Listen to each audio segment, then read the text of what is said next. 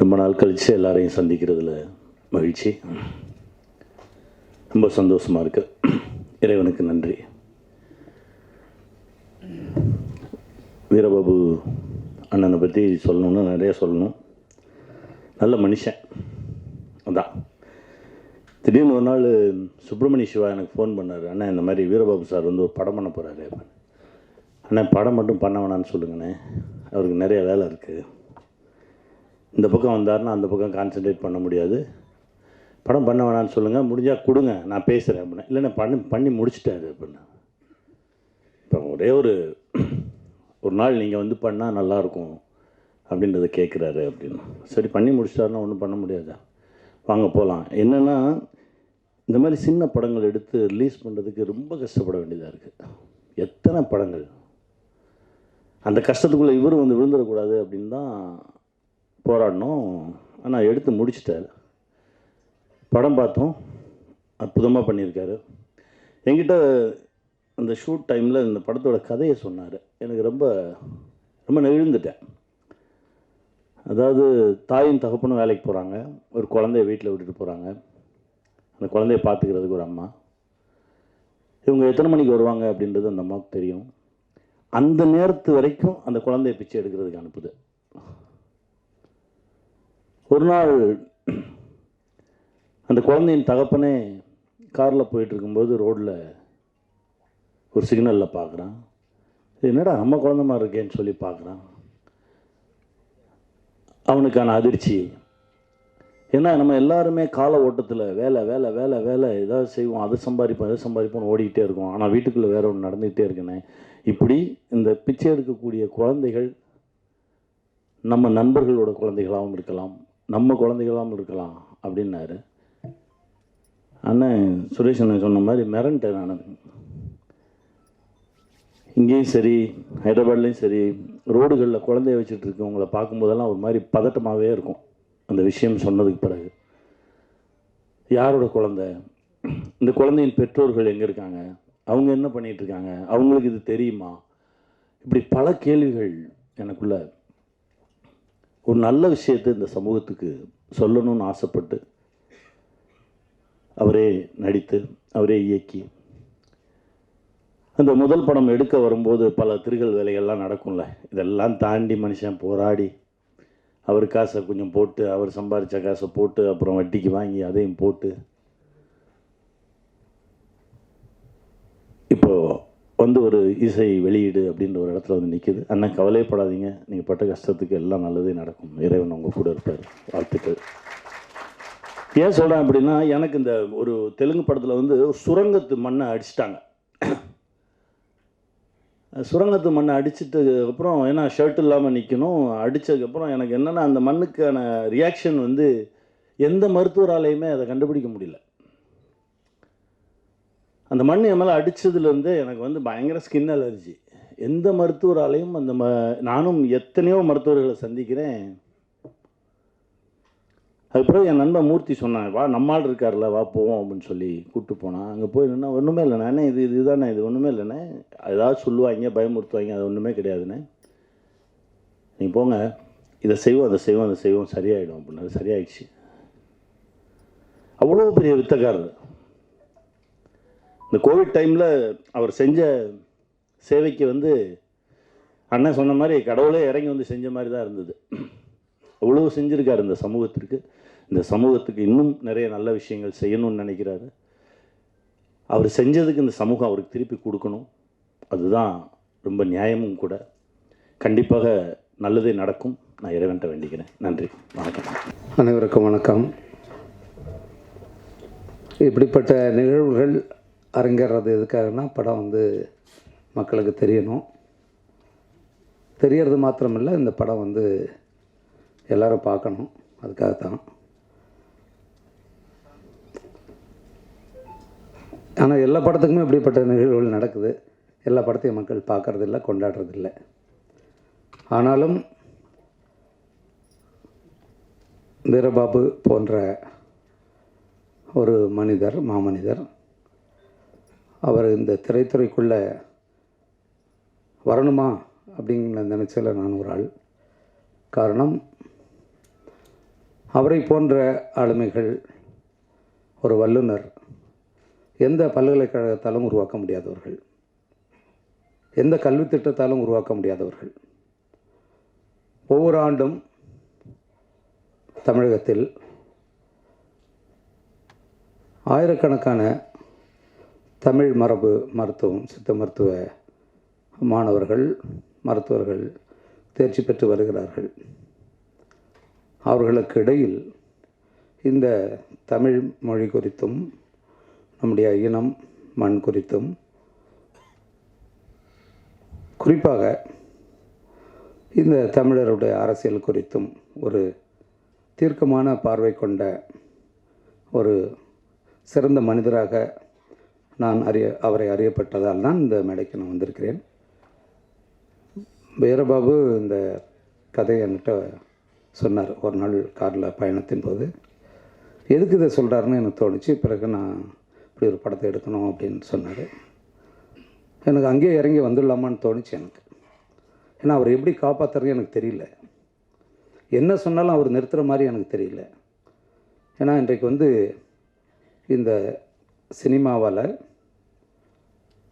அதாவது இந்த திரைப்படக்கலை கண்டுபிடிக்கப்பட்டது ஒரு மக்களை மேன்மைப்படுத்துவதற்காக, முன்னேற்றுவதற்கான ஒரு கலையாகத்தான் கண்டுபிடிக்கப்பட்டது. ஆனால் அந்த கலை இன்று அப்படி இருக்கிறதா? அதுதான் கேள்வி. அதை கலையாக பார்த்தவர்கள் கலையாக பார்த்தார்கள். இதை ஒரு வெறும் வணிகமாக, வியாபாரமாக பார்த்தவர்கள், அவர்களுடைய கையில் தான் இப்போது சிக்கிக்கிட்டு கிடக்குது. அதனால் அந்த கலையாக எடுக்கிறவங்களுக்கு இங்கே வேலை இல்லை. இவர் சிறந்த படங்களை நீங்கள் பாருங்கள் அப்படின்னு சொன்னாலே ஒரு மாதிரி பார்க்குறாங்க. அதுதான் அங்கே பிரச்சனை. நல்ல படம் பாருங்கன்னாலே கொஞ்சம் ஒரு மாதிரி பார்க்குறான். அதாவது இந்த படம் பார்க்கவே கூடாதுங்கிற படத்தை தேடி பிடிச்சி பார்க்குறதுல முதன்மையானவர்கள் தமிழர்கள். நீங்கள் பார்த்தீங்கன்னா தெரியும்.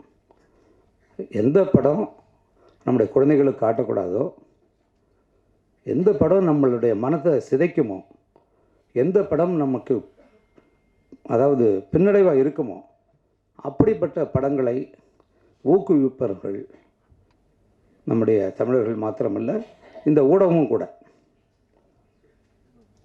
அதெல்லாம் தான் இப்போ இங்கே சிக்கலாக இருக்குது. ஒரு 4-5 நிறுவனங்களுக்காகவும் 4-5 நடிகர்களுக்காக மட்டுமே தமிழ் சினிமா இந்த துறை எங்கிக்கிட்டு இருக்கு. இதுக்குள்ளேருந்து முடக்கறத்தான் என்ன செய்யணும்னு எனக்கு தெரியல. நாங்களாம் பேசிட்டு போயிடுவோம், அவ்வளோதான் செய்ய முடியும். இந்த படத்தில் இந்த நொடி இந்த ஒரு நிகழ்வுக்கு எவ்வளோ பணம் செலவாயிருக்கும், அந்த பணத்தை அவர் எப்படி ஈட்டியிருப்பார்? ஒரு தமிழ் மரபு மருத்துவத்தின் மூலமாக ஒரு சித்த மருத்துவர் எப்படி அந்த ஊதியத்தை பெற்றிருக்க முடியும்? அப்போ ஒரு திரைப்படத்துக்கு எவ்வளோ செலவாயிருக்கும்? அவர் இந்த சமூகத்துக்காக என்னெல்லாம் செய்திருக்கார்? அதுதான் சமுத்திரகனி சொன்னார். இந்த சமூகம் திருப்பி அவருக்கு என்ன செய்ய போகுது? அவர் கெஞ்சலாம் மாட்டார், இந்த படத்தை பாருங்கள், எப்படியாவது என் காசு வரணும். அவர் அப்படியாப்பட்ட ஒரு ஆளுமை இல்லை அவர். ஆனால் தமிழர்களுக்கு அது இருக்கா? அதெல்லாம் இருக்காது. எந்த படத்தை பார்க்கக்கூடாதுன்னு சொல்கிறோமோ அந்த படத்தை போய் பார்ப்பான். அது எப்படி மோசமாக இருக்குன்னு பார்க்குறதுக்காக. ரொம்ப வருத்தத்துக்குரிய ஒரு இதுதான். இந்த திரை மணி அண்ணங்கிட்ட சொல்லிட்டு இருந்தேன், தமிழருவி மணி அண்ணங்கிட்ட. இந்த திரையில் தான் நான் எடுத்த முதல் காட்சி நான் பார்த்தேன். 1989ஆம் ஆண்டு என்னுடைய மலைச்சாரல்ங்கிற படத்தை. இப்போலாம் படம் எடுக்கும்போதே பார்த்துட்றாங்கல்ல டிஜிட்டல் கேமராவில். அப்போ அந்த படத்தை எடுத்து அதை இங்கே பகுப்பு கூட்டத்தில் போட்டு அதை கொண்டு அது பிறகு தான் அப்போ தான் என்ன இருக்குன்னே தெரியும். அப்படிப்பட்ட ஒரு இடம் இது. இங்கே எவ்வளோ பெரிய ஆளுமைகள், எவ்வளோ பெரிய சிந்தனையாளர்கள், எவ்வளோ பெரிய படைப்புகள்லாம் உருவாக்குன ஒரு இடம். நிச்சயமாக சொல்லுவேன், இந்த படம் இந்த மக்களை பற்றி அக்கறை கொள்ளக்கூடிய, இந்த மண்ணை பற்றி அக்கறை கொள்ளக்கூடிய ஒரு படம். அதுக்கு நீங்கள் என்ன மதிப்பு தரப்போகிறீங்கன்னு எனக்கு தெரியல. ஏன்னா உங்களுக்கு வேண்டியதெல்லாம் இப்போல்லாம் நாங்கள் எல்லோரும் நீங்கள் ரசிக்க ஆரம்பிச்சிட்டிங்க. ஒரு கொலையை பார்த்து ரசிக்கிற அளவுக்கு நம்முடைய மக்களை கொண்டு வந்துட்டாங்க. எவன் 50 கொலை எடுக்கிறானோ அவனுக்கு தான் அதிக சம்பளம். யார் நடிக்கிறவனுக்கும் அவனுக்கு அதான் சம்பளம், அதை இயக்கிறவனுக்கும் அவ்வளோதான் சம்பளம். இது கொலைக்காரர்கள் கத்தி வச்சு கொலை பண்ணுறவன் மட்டும் இல்லை, அப்படிப்பட்ட காட்சி நடிக்கிறவனும் கொலைகாரன், அந்த படத்தை உருவாக்கணும் கொலைகாரன், அதை பார்க்குறவனும் கொலைகாரன். ரொம்ப வருத்தத்துக்குரியதுங்க அது. என்னென்னா சினிமா வந்து ஒரு கலை. அது ஒரு சினிமா ஒருத்தனை மாற்றிடும், அவன் வாழ்க்கையை புரட்டி போட்டுரும். ஆனால் அந்த கலையை வச்சுக்கிட்டு நம்ம என்ன செய்கிறோம்? ஜெயகாந்தன் சொல்கிற மாதிரி தான் நாஞ்சல் நடன்னு சொல்லுவார். ஒரு வாழை வச்சுக்கிட்டு நம்ம வந்து இது தாடி மழிச்சிக்கிட்டு இருக்கோம். அது வந்து போரிடக்கூடிய ஒரு வாழ் திரைப்பட கலை. அதை வச்சுக்கிட்டு மயிரை வழிச்சிக்கிட்டு இருக்கோம் நம்ம. மிக ஒரு முக்கியமான ஆள் அவர். எனக்கு தெரிஞ்சு வீரபாபு போன்ற ஒரு மனிதர், ஒரு மருத்துவர் இந்த தமிழ் மண்ணுக்கு கிடைத்த பெரிய கொடை. மிக முக்கியமானவர். அதுக்கு மேலே ஒன்றும் சொல்கிறதுக்கே இல்லை. ஒருத்தர் வந்து சொல்லுவாரா, நான் இதை செஞ்சுருக்கேன் அதை செஞ்சுருக்கேன், அது யார் சொல்லுவான்? ஒரு வியாபாரி சொல்லுவான். அவர் சொல்ல மாட்டார். உயிர் தாங்க ஒரு மனிதனுக்கு முக்கியம். உயிர் போகுதுன்றப்ப ஓடி வந்து எங்கே விழறோம்? மருத்துவர்கிட்ட. நான் என்னுடைய பத்திரக்கோட்டை கிராமத்தில் நான் இருக்கிறப்ப, நான் வந்து 75ஆம் ஆண்டு நான் சென்னைக்கு வந்தேன். அப்போ பார்த்திங்கன்னா நாங்கள் ஒன்று இப்போ பண்ருட்டிக்கு போவோம், இல்லை கடலூருக்கு போவோம், இல்லை பாண்டிச்சேரிக்கு போவோம் மருத்துவர்களை பார்க்கணுன்னா. இப்போ எங்கள் ஊர்லேயே வந்துச்சு எல்லாம். இப்போ தமிழ்நாட்டில் வந்து அதிகமாக இருக்கிற கடை எதுன்னு நினைக்கிறீங்க? மருந்து கடையும் குடிக்கிற கடையும் தான். ஏன் இவ்வளோ கடை தேவைப்பட்டது? ஏன் அதுக்கு முன்னாடி இல்லை? நம்மளாம் நீட்டுக்காக போராடிக்கிட்டு இருக்கோம், நீட்டை ஒழிக்கணும்னு. மருந்து கடை வேணான்னு ஒழிக்கணும். நோய் இல்லாமல் இருக்கிறதுக்கு வழியை பாருங்கடான்னா, நோய் வந்த பிறகு அதை சரி பண்ணுற டாக்டர் உருவாக்குறதுக்கு போராடிக்கிட்டு இருக்கோம் நம்ம. தமிழ் உணவு நம்மக்கிட்ட இருக்கிற எல்லாமே இலை, பட்டைகள், என்ன சொல்கிறது, வேர்கள், அனைத்துமே மருந்து. அதையெல்லாம் நம்ம ஒழித்து தள்ளிட்டோம். அயோத்தியாசர் பேரால் ஒரு சித்த மருத்துவ ஒரு 700 கோடியில் தாம்பரத்தில் வந்த பிறகு தான் இது வந்து இந்தியாவுக்கு தெரிய வந்தது. அது பிறகு தான் அதுக்கான அங்கீகாரமே வந்துச்சு. ஒரு பெரிய ஆள். எனக்கு வந்து அவரை அறிமுகப்படுத்தின சைதத்துறை சைமன்னா நான் மறக்கவே மாட்டேன். அவர் ஒரு முக்கியமான ஒருத்தர். எதுக்காக சொல்ல வரேன்னா, இந்த இடத்துல நிறைய பேர் தமிழ் மக்களுடைய பணத்தை பிடுங்கிறதுக்காக மட்டுமே படம் எடுக்க வந்திருப்பாங்க. அவர் வந்திருக்கிறது வந்து வேறு காரியம். அவர் பெரிய காரியத்தை பண்ணியிருக்கார். அதில் நிறை குறைகள் இருக்கலாம். மருத்துவத்தில் அவர் சிறப்பாக செய்ய முடியும். ஆனால் அவர் கையில் இருக்கிற அந்த கருத்தை என் மக்கள்கிட்ட கொண்டு போய் சேர்க்கணுங்கிற ஆதங்கத்தில் ஒரு திரைக்கலையை படைச்சிருக்கார். அதனுடைய குறைகளை நம்ம ஏற்றுக்கிட்டு அதை எடுத்துக்கணுங்கிறத நான் என்னுடைய மக்கள்கிட்ட வைக்கிற வேண்டுகோளாக நான் கருதுகிறேன். தயவு செஞ்சு இதை நீங்கள் பாருங்கள். உலகத்தில் எங்கேயுமே ஒரு திரைப்படத்துக்குள்ளே வாழ்க்கையை தொலைத்தவர்கள் இல்லவே இல்லை. திரைப்படங்களை கண்டுபிடிக்கப்பட்ட நாடு வந்து ஃப்ரான்ஸு. நீங்கள் அங்கே போய் பாருங்கள், அங்கே சினிமாவை எப்படி பார்க்குறான்னு. நான் இப்போ அண்மையில் முழு ஐரோப்பிய நாடுகளுக்கும் அமெரிக்காவுக்கும் ஒரு 45 நாட்கள் போயிட்டு வந்தேன். எல்லாரையும் நான் சந்திக்கிறேன், எல்லாரையும் பார்க்குறேன். ஒரு சினிமாவை வெறும் ஒரு கொள்ளையடிக்கிற ஒரு தொழிலாக மட்டுமே வச்சுக்கிட்டு மக்கள் என்ன ஆனாலும் பரவாயில்லன்னு சிந்திச்சுட்டே இருக்கிற ஒரு கூட்டங்கள்லாம் இங்கே தமிழ்நாட்டில் தான் இருக்குது. அது பெரிய குற்றம் இல்லையா? அது மிகப்பெரிய குற்றம் இல்லையா? அது குழந்தைகள் அதை பார்க்குறாங்க, அதுதான் பெரிய கொடுமை. அது நம்மளாம் எதை பற்றியோ கவலைப்படுறோம். நமக்கு எல்லாருக்கும் குழந்தைகள் வரப்போகுது, நம்மளாம் பாதுகாப்பாக வாழறதா உணர்கிறோம். நம்மளாம் ஒரு நடந்து போனால் ஒரு எறும்பு மிரிச்சிட்டா எடுத்து விட்டுட்டு போவோம். அப்படிப்பட்ட அந்த மனித மனம் இன்றைக்கு என்னவா இருக்குது? துடிச்சு சாவறான். கையை வெட்டுறான், தலையை வெட்டுறான், அதை வெட்டுறான், கை தட்டுறாங்க. இப்போ அந்த அளவுக்கு ஆக்குறது யார்? நம்ம கொஞ்சம் சிந்திக்க வேண்டிய கட்டம் அது. இதெல்லாம் யார் அரசியல்வாதி சொல்லி தருவாங்களா? சிந்திக்க சொல்லி? ஒரு படைப்பு தான் செய்யும், ஒரு எழுத்து செய்யும், ஒரு திரைக்கலை செய்யும், ஒரு இசை செய்யும், அது ஒரு ஓவியம் செய்யும், ஒரு சிற்பம் செய்யும். கலைகள்னால் என்னென்னு நமக்கு தெரியாத, அதான பிரச்சனை.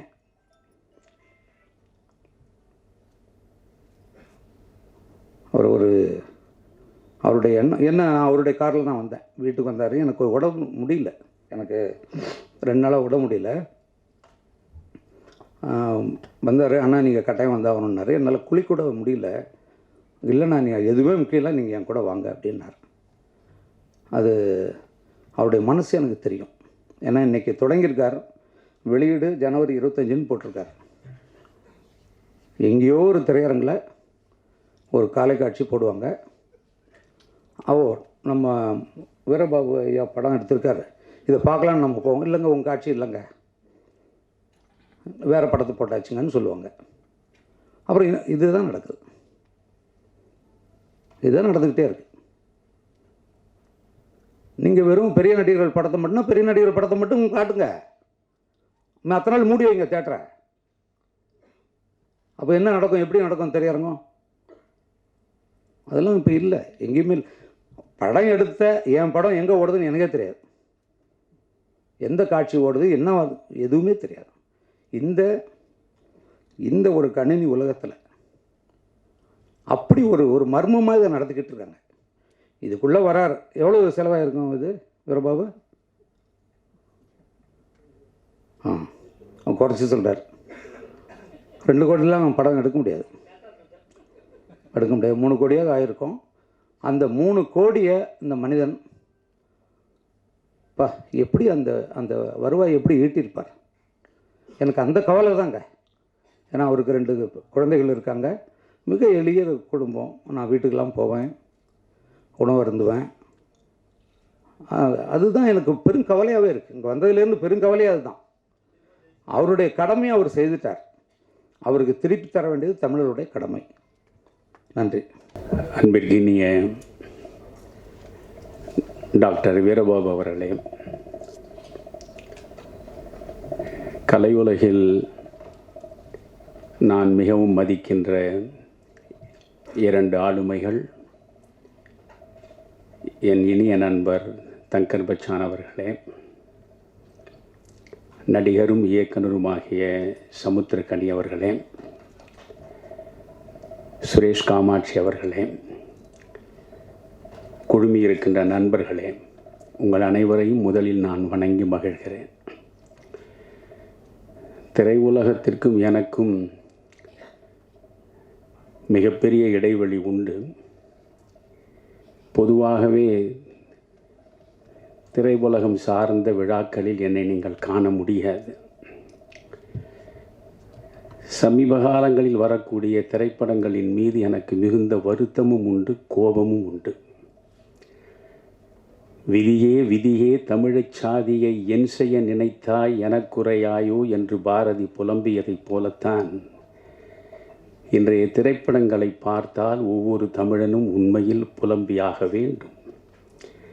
எந்த விதமான சமூக பிரஜையும் இல்லாமல், எந்த விதமான தார்மீக நெறிக்கு உட்பட்ட இயல்புகளும் இல்லாமல், பணத்தை மட்டுமே குறிக்கோளாக வைத்து மிக மலினமான படங்களை இன்றைக்கு திரையுலகம் தந்து கொண்டிருக்கிறது என்பதுதான் வருத்தத்திற்குரிய ஒரு விஷயம்.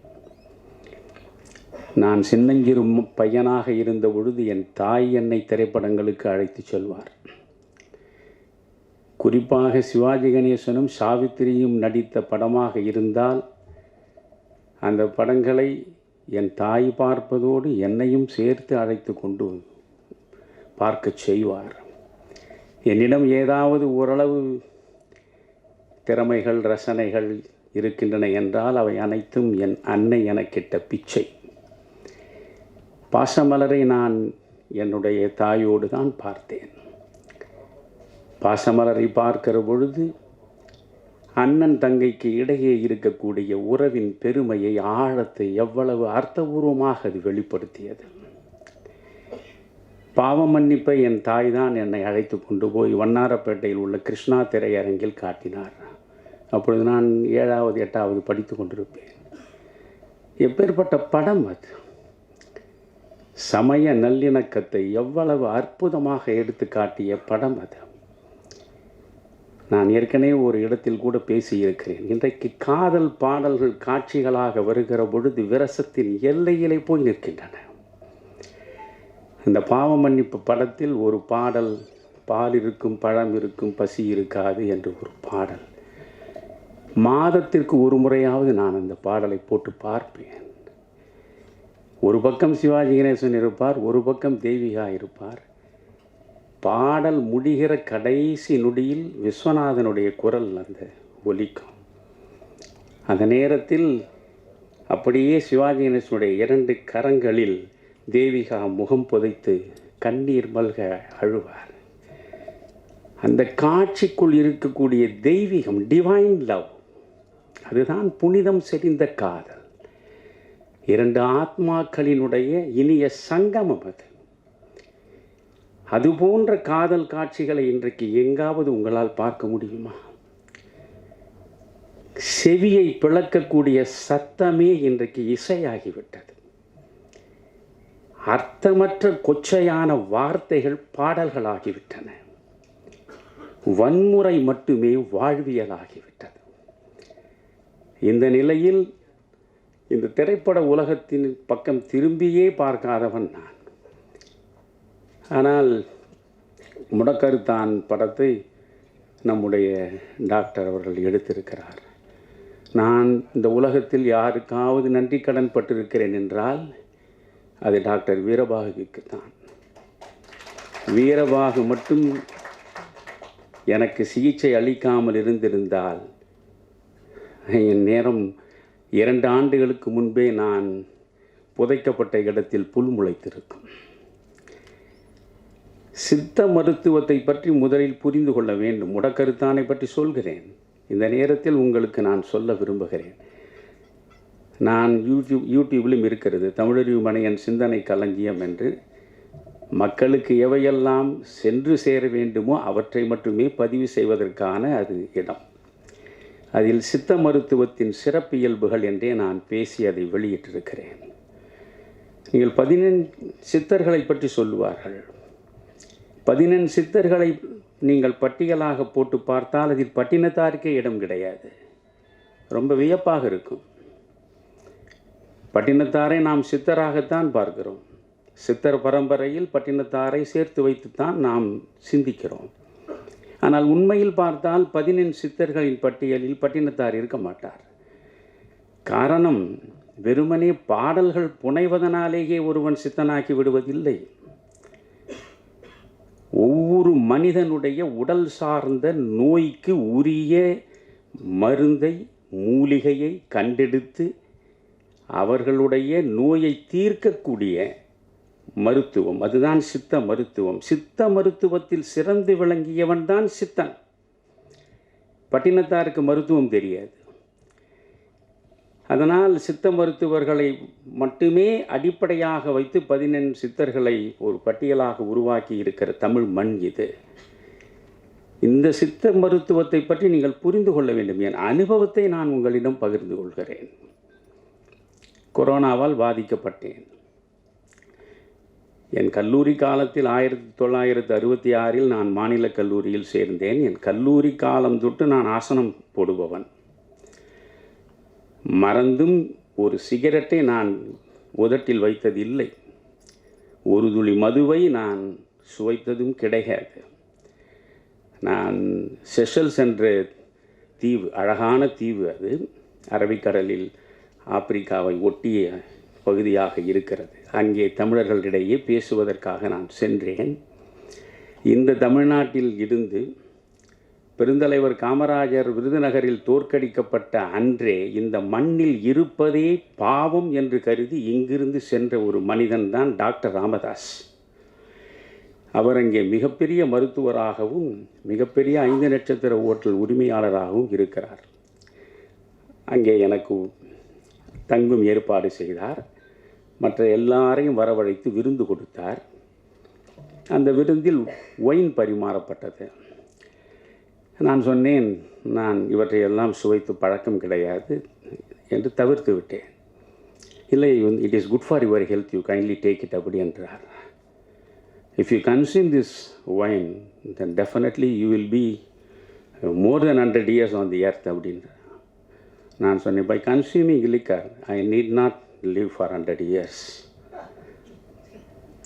It is against my principle and policy, so don't compel me என்று சொல்லிவிட்டேன்.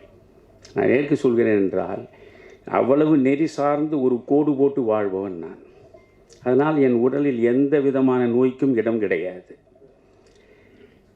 காந்தியடிகள் படுகொலை செய்யப்பட்ட ஜனவரி 30 காந்திய மக்கள் இயக்கம் சார்பாக ஈரோட்டில் மிகப்பெரிய விழாவை நடத்தினார்கள். அதற்கு நான் வர வேண்டும் என்றார்கள். அப்பொழுதுதான் முதல் அலை ஓய்ந்திருந்த நேரம். தண்ணீர் கொஞ்சம் கூட. முதல் அலை ஓய்ந்திருந்தது.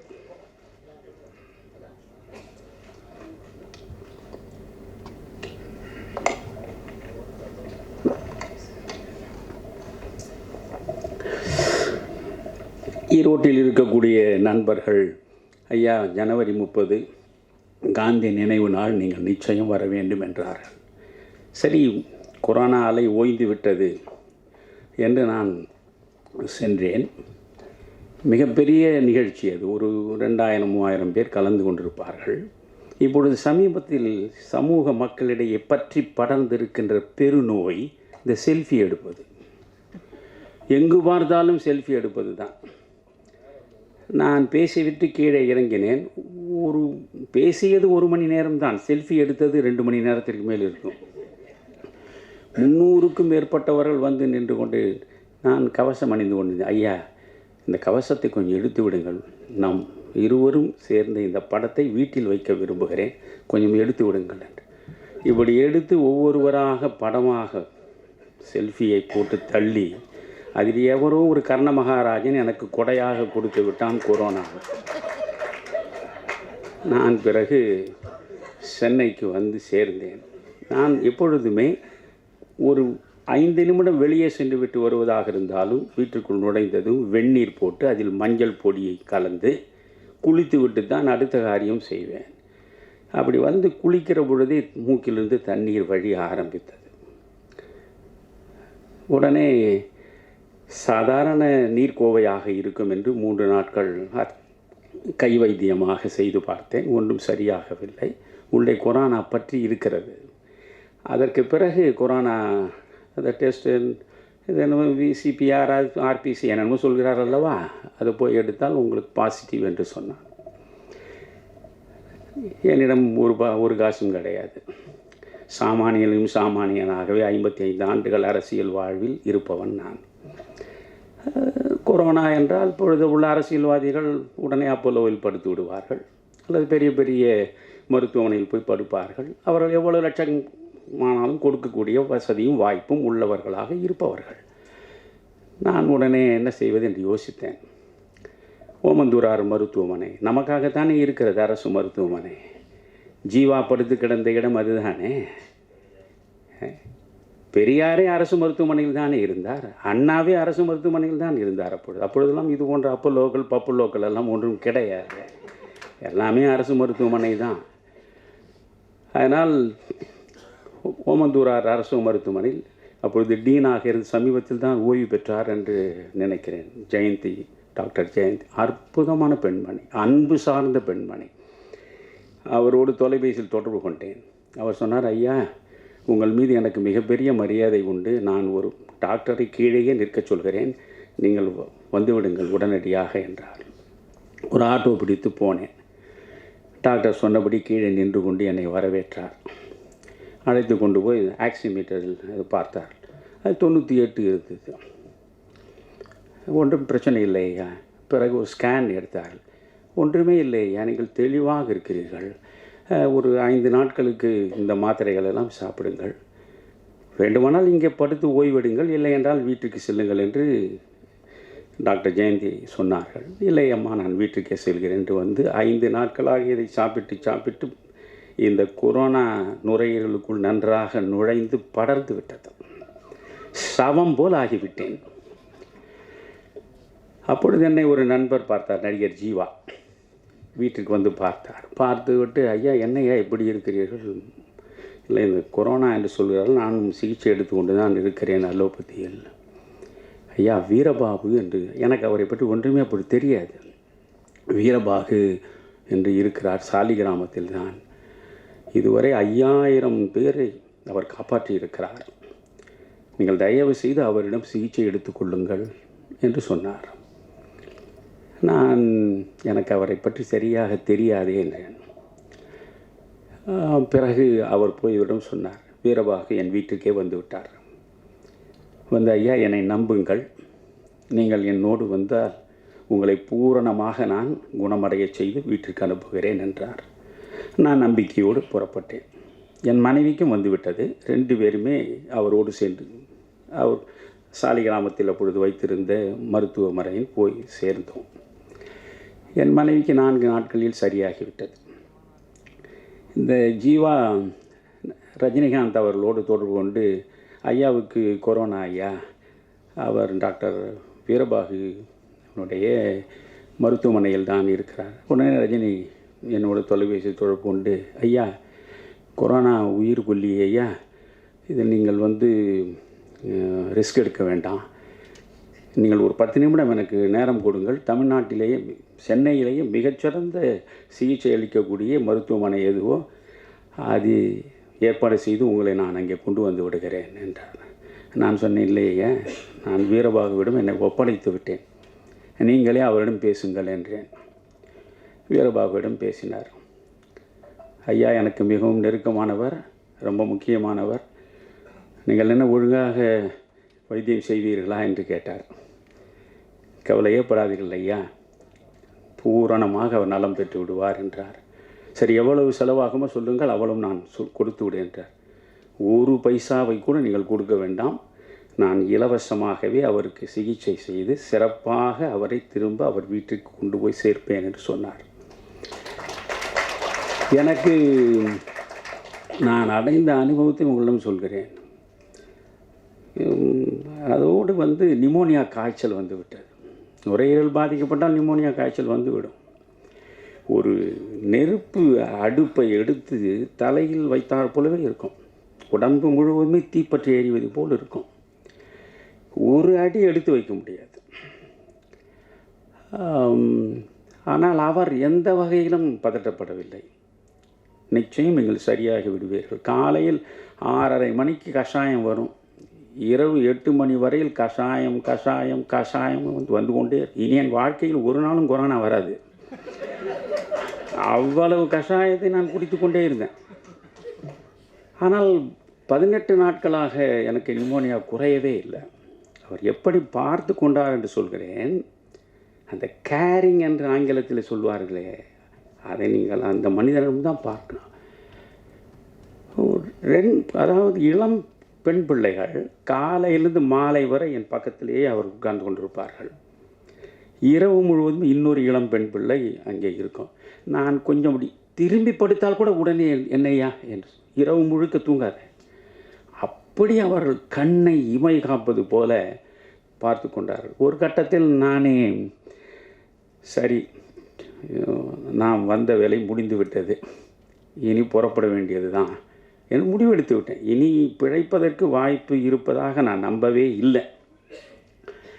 ஆனால் அவர் ஒரு கட்டத்திலும் தன்னுடைய நம்பிக்கை இழக்கவில்லை. பிறகு அவர் சொன்னார், ஐயா நான் எவ்வளோ உங்களுக்கு கஷாயம் கொடுத்தேன், கொஞ்சம் சிக்கலாகத்தான் இருக்கிறது, நான் கொல்லிமலைக்கு நேரடியாக சென்று புத்தம் புதிதாக நல்ல மூலிகை செடிகளை எல்லாம் ஆய்வு செய்து அவற்றையெல்லாம் கொண்டு வந்து உங்களுக்கு நான் சிகிச்சை தருகிறேன், நீங்கள் மட்டும் நம்பிக்கை இழக்காமல் இருங்கள் என்றார். அதே மாதிரி அவர் போய் பிறகு அந்த கஷாயங்களை கொடுத்த பிறகு 18 நாட்களுக்கு பிறகுதான் எனக்கு அந்த காய்ச்சல் தணிந்தது.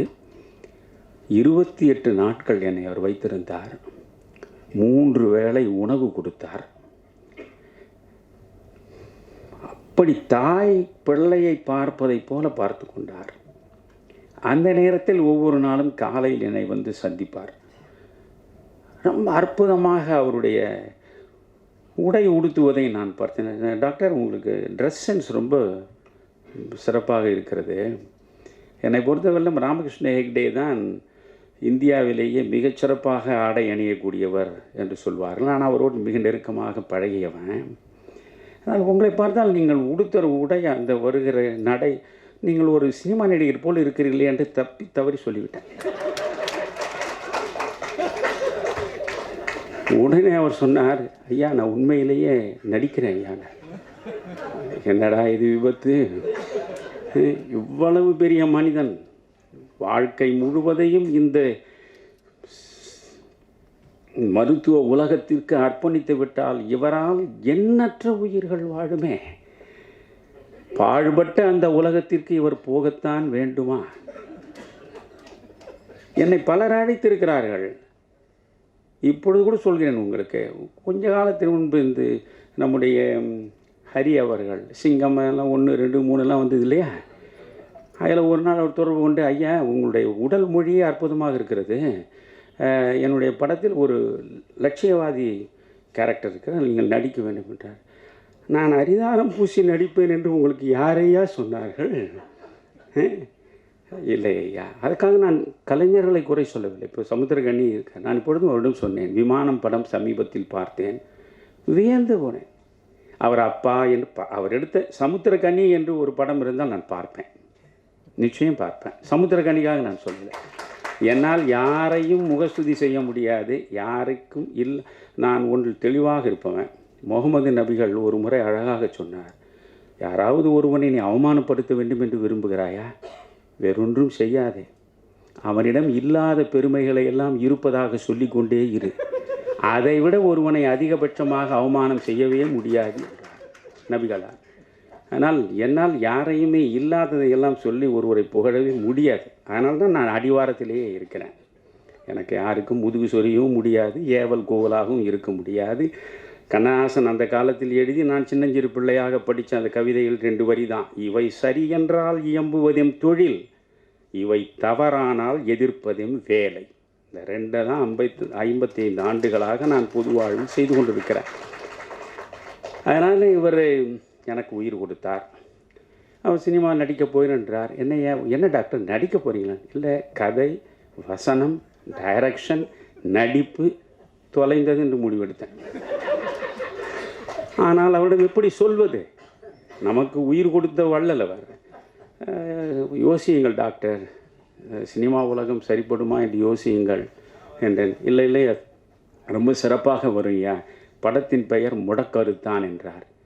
தலைப்பே ரொம்ப வித்தியாசமாக இருந்தது. சரி எடுத்தார். இன்றைக்கு அந்த படம் வரப்போகிறது.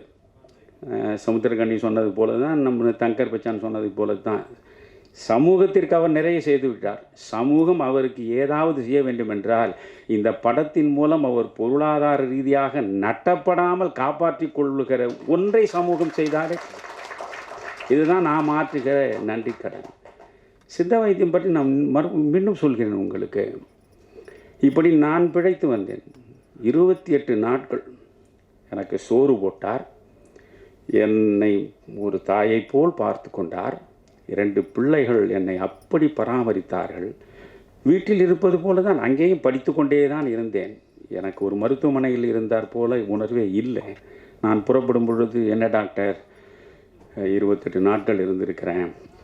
அப்புறம் ரஜினிக்கு ஃபோன் பண்ணி, இது மாதிரி என்னை காப்பாற்றி விட்டார், நீங்கள் அவரிடம் பேசுங்கள்னு.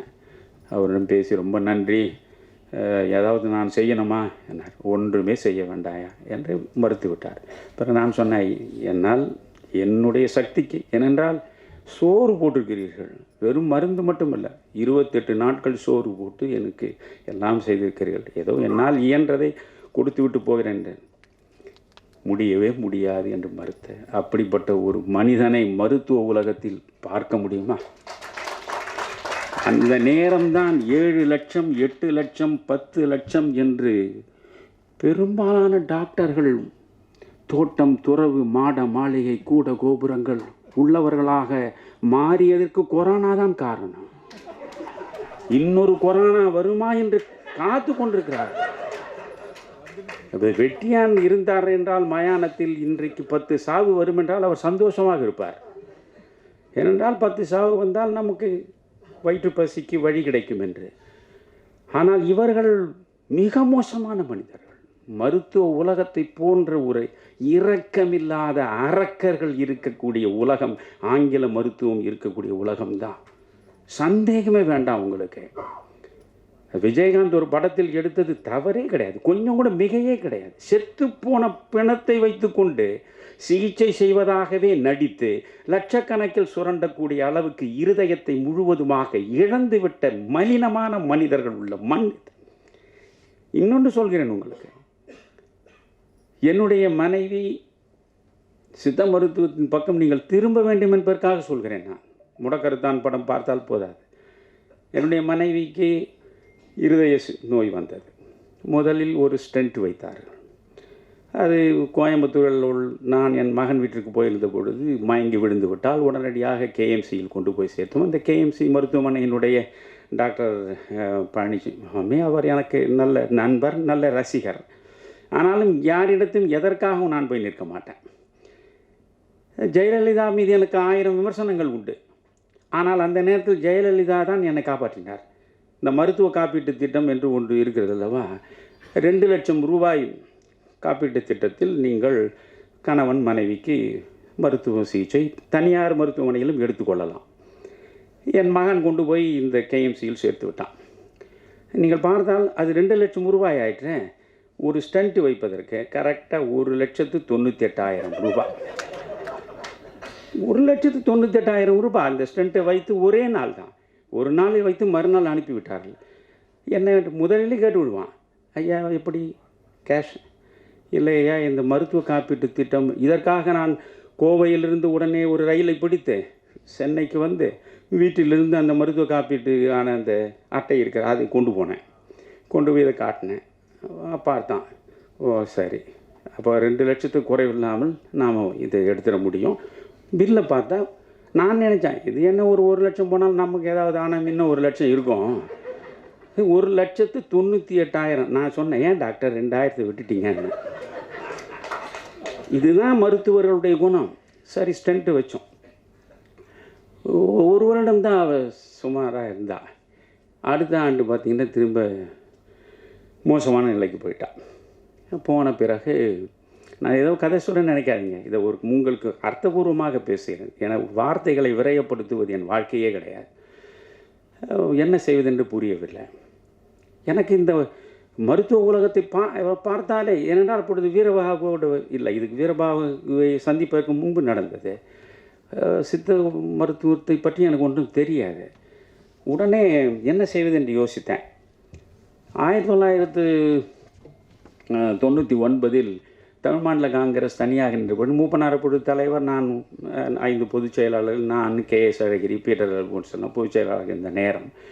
அப்பொழுது இப்போது பாரதி ராஜா ஹாஸ்பிட்டல் இருக்கிறதே, அதனுடைய உரிமையாளர் டாக்டர் நடேசன், அவருக்கு எம்பியாக இருக்க வேண்டும் என்று ஆசைப்பட்டு அவர் என் வீட்டிற்கு வந்தார். என்னிடம் கேட்டார். நான் அதை மூப்பனாரிடம் சொல்லி பிறகு அவர் எம்பியாக அந்த தேர்தலில் நின்றார். நானும் மூப்பனாரும் சென்று அவருக்காக பேசினோம். தோற்று போனார், அது வேறு கதை. உடனே அவர் என் நினைவுக்கு வந்தார். சரி, அங்கே போனால் ஓரளவு சிகிச்சைக்கு யாரிடமும் இலவசமாக எதையும் பற்றி நமக்கு பழக்கம் இல்லை, இருந்தாலும் நம்மை ஏமாற்றி விட மாட்டார் கண்டபடி பணத்தை போட்டு என்று நினைத்து கொண்டு போய் அங்கே சேர்த்துட்டேன். சேர்த்த அடுத்த நிமிடமே அது டாக்டர்ஸ் அந்த முறையான எல்லா பரிசோதனைகள் வரிசையாக ஆரம்பித்து விடுவார்கள். உங்களுக்கு மூக்கு சளி என்றால் கூட ஆரம்பித்து விடுவார்கள். வரிசையாக என்னென்ன டெஸ்ட் இருக்கோ அத்தனையும் பண்ணி ஒரு 2 லட்சம் ரூபாய் போட்டு சளிக்கு மருந்து எழுதி கொடுப்பான். அப்படி ஆகிடுச்சு. இப்படி இவர் எல்லாமே எடுத்துகிட்டு பிறகு என்னை தனியாக அழைச்சி, ஐயா இது ரொம்ப சிக்கலான பிரச்சனை, ஒரு 10 விழுக்காடு இவர்கள் பேராலிட்டிக் அட்டாக் வருவதற்கும் வாய்ப்பு இருக்கிறது. இந்த இருதயத்தில் காம்ப்ளிகேட்டடான சர்ஜரியை நாங்கள் செய்ய வேண்டும். ரொம்ப அவங்க மெடிக்கலாக என்னென்ன சொல்லணும் மிரட்டுறதுக்கு அத்தனையும் சொன்னாங்க. எனக்கு ஒரு 40 ஆண்டுகளுக்கு மேலே என் நெஞ்சுக்கு மிகவும் நெருக்கமான நண்பர் சிவகுமார், திரை உலகத்திலேயே எனக்கு மிக மிக நெருக்கமான, என் வாழ்வில் இன்பத்திலும் துன்பத்திலும் சகல தலங்களிலும் என்னோடு எதையும் பகிர்ந்து கொள்ளக்கூடிய மனிதர் சிவகுமார். அவர் வீடு அங்கேருந்து பக்கமாக இருந்தது. உடனே நான் தொலைபேசி தொடர்பு கொண்டு, சார் என் மனைவி இங்கே மருத்துவமனையில் கொண்டு வந்திருக்கேன் பாரதி ராஜாவில், அது ஏதோ ரொம்ப காம்ப்ளிகேட்டட்னு சொல்கிறாங்க, 5 நிமிஷம் இரு வந்துட்டேன் அப்படின்னார்.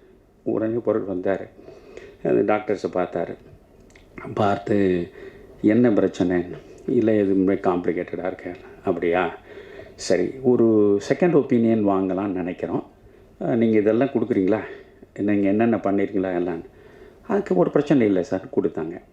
என்னை அவர் அழைத்து கொண்டு செங்கோட்டு வேலு கொண்டு போனார். அப்போ அப்போலோவில் இருக்கார், அவரிடம் அழைத்து கொண்டு போனால் அவர் பார்த்தார், இது ரொம்ப சிக்கலாக தான் இருக்குங்க, இதை நான் கூட பண்ண முடியாது, கிரிநாத் தான் இதுக்கு பண்ணணும் அப்படின்னு சொன்னார்.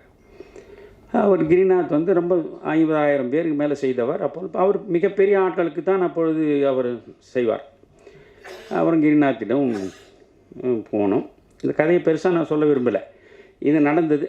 அவளுக்கு பைபாஸ் பண்ணணும், வால்வும் ஒன்றும் கெட்டு போயிடுச்சு அப்படின்னு சொல்லிட்டாங்க. பிறகு என்ன பண்ணுறதுன்னு எனக்கு ஒன்றும் தெரியல. உடனே நான் என்ன பண்ணேன், என்னை தனியாக சிவகுமார் கூப்பிட்டு வீட்டுக்கு அழைச்சிட்டு போனார். போயிட்டு காப்பி குடியா முதல்ல அவரே காஃபியை கொடுத்துட்டு ஒரு 1,00,000 ரூபாய் வந்து அந்த அவர் மேலே டேபிள் மேலே வச்சார். என்ன சார் இதுன்னு, அப்போலோவில் சேர்த்துக்கிறியா, இப்போதுலேருந்து டெய்லி உன்னை 50,000 கொடு 1,00,000 ஒன்று கேட்டுக்கினே இருப்பான், எல்லாவற்றையும் நான் பார்த்துக்கிறேன், முதல்ல இந்த 1,00,000 நீ எடுத்துன்னு போகணும். சார் நாம் கடைசி வரைக்கும் நண்பர்களாக இருப்போம், எதன் பொருட்டும் எவர் பொருட்டும் எதையும் யாரிடத்தும் பெற்று பழகாதவன் நான். அதனால் இது வந்து எனக்கு உதவி இவ்வளோ தூரம் செஞ்சுருக்கீங்க, அதோடு பிறகு என்னையா பண்ணுவேன், அது எப்படியோ நான் செய்கிறேன், நீங்கள் தயவுசெய்து விட்டுருங்க அப்படின்னு நான் வந்துட்டேன். அது பெரிய கதை. அதுக்கப்புறம் யார் யாரெல்லாம் வரிசையாக வந்து பணத்தை கொண்டு வந்து நான் பார்த்துக்கிறேன் என்னையா பண்ணணும் போது எதையுமே செஞ்சுக்கல. என்னுடைய மகனும் மகளும் எப்படியோ இருப்பதையெல்லாம் விற்று ஒரு வழியாக என் மனைவிக்கு உண்டான அந்த சிகிச்சை முடித்து அழைத்து கொண்டு வந்தார். 1 வருஷம்தான் ஆச்சு. அலோபதி ட்ரீட்மெண்ட்டை நீங்கள் தெரிஞ்சுக்கணுன்றதாக சொல்ல 1 வருஷம் ஆச்சு. மறுபடியும் அவன் மயக்கம் போட்டு விழுந்துட்டான். என்னடா இது அப்படின்னு பார்த்தா, டாக்டர் சிவகடாட்சம் எனக்கு ரொம்ப நெருங்கிய நண்பர், அவரிடம் போகணும். அவர் சொன்னார், கோபால் முருகன் இன்றைக்கி ஒரு அற்புதமான ஒரு இளைஞர் லண்டன்லேருந்து வந்திருக்காரு, தமிழ்நாட்டுக்கு கிடைத்த மிகப்பெரிய வரம், அந்த இளைஞர் உங்களுக்கு வந்து நான் அறிமுகப்படுத்துகிறேன் அப்படின்னு சொல்லி ஃபோன் பண்ணி சொல்லி நீங்கள் அவரை போய் பாருங்கன்னாரு. சொல்லிவிட்டு ஒரே ஒரு வார்த்தை சொன்னார், ஒழுக்கத்திற்கும் உண்மைக்கும் நேர்மைக்கும் எதையாவது செய்ய வேண்டும் என்று நீங்கள் விரும்பினால் இவருடைய மனைவிக்கு நீங்கள் விசேஷமாக கவனம் செலுத்தி சிகிச்சை பண்ணுங்க டாக்டர் அப்படின்னு சொல்லி அனுப்புனார். பிறகு அவர் வந்து பார்த்தார், வால்வு போயிடுச்சியா, அதனால் ஒரு வால்வை மாற்றணும். என்ன டாக்டர் பண்ணணும்? அப்போ காவேரி ஹாஸ்பிட்டலில் தான் அவர் இருக்கார். ஹாஸ்பிட்டல் என்பது பெருமைக்குரியதில்லை, டாக்டர் இருக்கிறதை பொறுத்து தான் ஹாஸ்பிட்டலுக்கு பெருமை. எவ்வழி ஆடவர் நல்லை அவ்வழி நல்லை வாழிய நிலைனே ஔவையார் 2000 வருஷத்துக்கு முன்னே பார்த்தன மாதிரி டாக்டரை பொறுத்து ஹாஸ்பிட்டல். அவர் காவேரியில் இருந்தார். அதனால் போய் பார்த்த பிறகு வந்து ஏன் மெட்டாலிக் வால்வு தான் வைக்கணும், இந்தியன் வால்வுனா 2 வருஷம் கூட தாங்காது, அது பெல்ஜியத்துலேருந்து வரவழைக்கணும். அப்படியே டாக்டர் என்ன ஆகும்? அப்படியே வந்து ஒரு 22 லட்சம் ரூபா ஆகையான்னாரு. 22 லட்சமா? என்ன டாக்டர் சொல்கிறீங்கன்னு? ஆமாய்யா, கட்டாயம் ஆகும், அப்போ தான் அம்மாவை நீங்கள் பிழைக்க வைக்க முடியும். அப்போ வந்து நானும் ரஜினியும் வாரத்தில் 3 நாளாவது தொடர்ந்து உட்காந்து 2 மணி நேரம் 3 மணி நேரம் இந்த நாட்டையே திருத்துறதுக்காக பேசின இந்த நேரம் அது ஆச்சுங்களா. அப்போது நான் காவேரியில் இந்த பிரச்சனையை பற்றி யோசிச்சுருக்கேன். ரஜினி லைனில் வந்தார். ஐயா நம்ம இன்றைக்கி மாலையில் பார்க்கலாமா அப்படின்னாரு. நான் சொன்னேன், சார் நான் இன்றைக்கி இந்த காவேரி மருத்துவமனை என்ன ஆச்சு, என் மனைவிக்கு கொஞ்சம் பிரச்சனை. என்ன பிரச்சனை?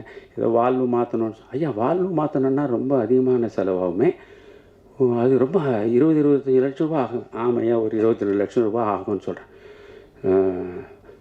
நீ தயவுசு தப்பாக நினைக்காதீங்கய்யா, உங்களை பற்றி எனக்கு தெரியும், இது முழு செலவையும் நான் ஏற்றுக்கிறேன்யா, நானே பண்ணிடுறேன்யான்னு. வேண்டாம்யா, let us be friends for ever.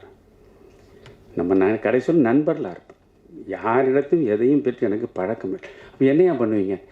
என் மகன் வந்து இந்த பல்லடத்தில் ஒரு சின்ன ஃப்ளாட் ஒன்று வச்சுருக்காங்க, அம்மாவை காப்பாற்றுறதுக்கு பொறுப்பு அவனுக்கு இருக்குது, அவன் அதை விற்றுருவான், விற்று இதை ஒழுங்குபடுத்திடுவோம், நீங்கள் ஒன்றும் கவலைப்படாதீங்க. அவர் இன்னும் கொஞ்சம் கூடுதலாக போய் சொல்லணும்னு அவசியம் இல்லை. ஐயா யாரிடம் அந்த மகன் விற்றுட்டாரோ சொல்லுங்கள், அவருன்னு பேசி நான் மறுபடியும் வாங்கி கொடுத்துறேன். ஏதோ உங்கள் மகனுக்கு இருக்கிறது ஒரு சின்ன ஃப்ளாட்டுன்றீங்க, அதை ஏன் நீங்கள் இழக்கணும்? இல்லையா, நன்றியே, இதை பற்றி மறுபடியும் பேச வேண்டாம்யா, நீங்கள் சொல்லி நான் மறுக்கிறதாக விட்டுருக்கீங்க. இப்போ ரியாஸ் இங்கே இருக்கார், ரியாஸ் இருக்கார், பிஆர்வா. அப்போ பிறகு அது நடந்தது. என் மகன் அந்த ஒரு சின்ன வீடு ஒரு 500-600 சதுரடி பல்லடம் பக்கம் வச்சுருந்தான். அதை விற்று கொண்டு வந்து சரியாக்கிட்டோம். அலோபதி ஆச்சா. நான் என்ன நினச்சின்னு இருக்கேன், ஓ நம்ம மனைவியினுடைய இருதயத்துக்கு அறுவை சிகிச்சையும் செஞ்சாச்சு, பைபாஸ் அப்போலோவில். இப்போ வால்வும் மாற்றியாச்சு, இனி கவலையே கிடையாது அப்படின்னு ரொம்ப மகிழ்ச்சியாக இருந்தேன். 2 ஆண்டு தான் ஆச்சு, மறுபடியும் பிரச்சனையாகிடுச்சு. என்னடா டாக்டர் கோபால் முருகன் எங்கே இருக்காருன்னு கேட்டால், அவர் எம்ஜிஎம்க்கு மாறிட்டார் சார் இப்போ. சரி, நான் அவருக்கு ஃபோன் பண்ணேன். அது ஆனால் இப்போ அந்த கோபால் முருகன் இந்த இடத்துலேருந்து நான் நன்றி சொல்கிறேன். அந்த காவேரி ஹாஸ்பிட்டலில் 22 லட்சத்துக்கு மேலே பில்லை போட்டாங்க. போட்டதில் இவர் இங்கேருந்து ஃபோனை போட்டார், டாக்டருக்கு ஃபீஸ் எவ்வளோ போட்டிருக்கீங்கன்னு கேட்டார். 1,40,000 ரூபா உங்களுக்கு போடுறேன், அந்த 1,40,000 ரூபாய் எடுத்துடுங்கன்ட்டார்.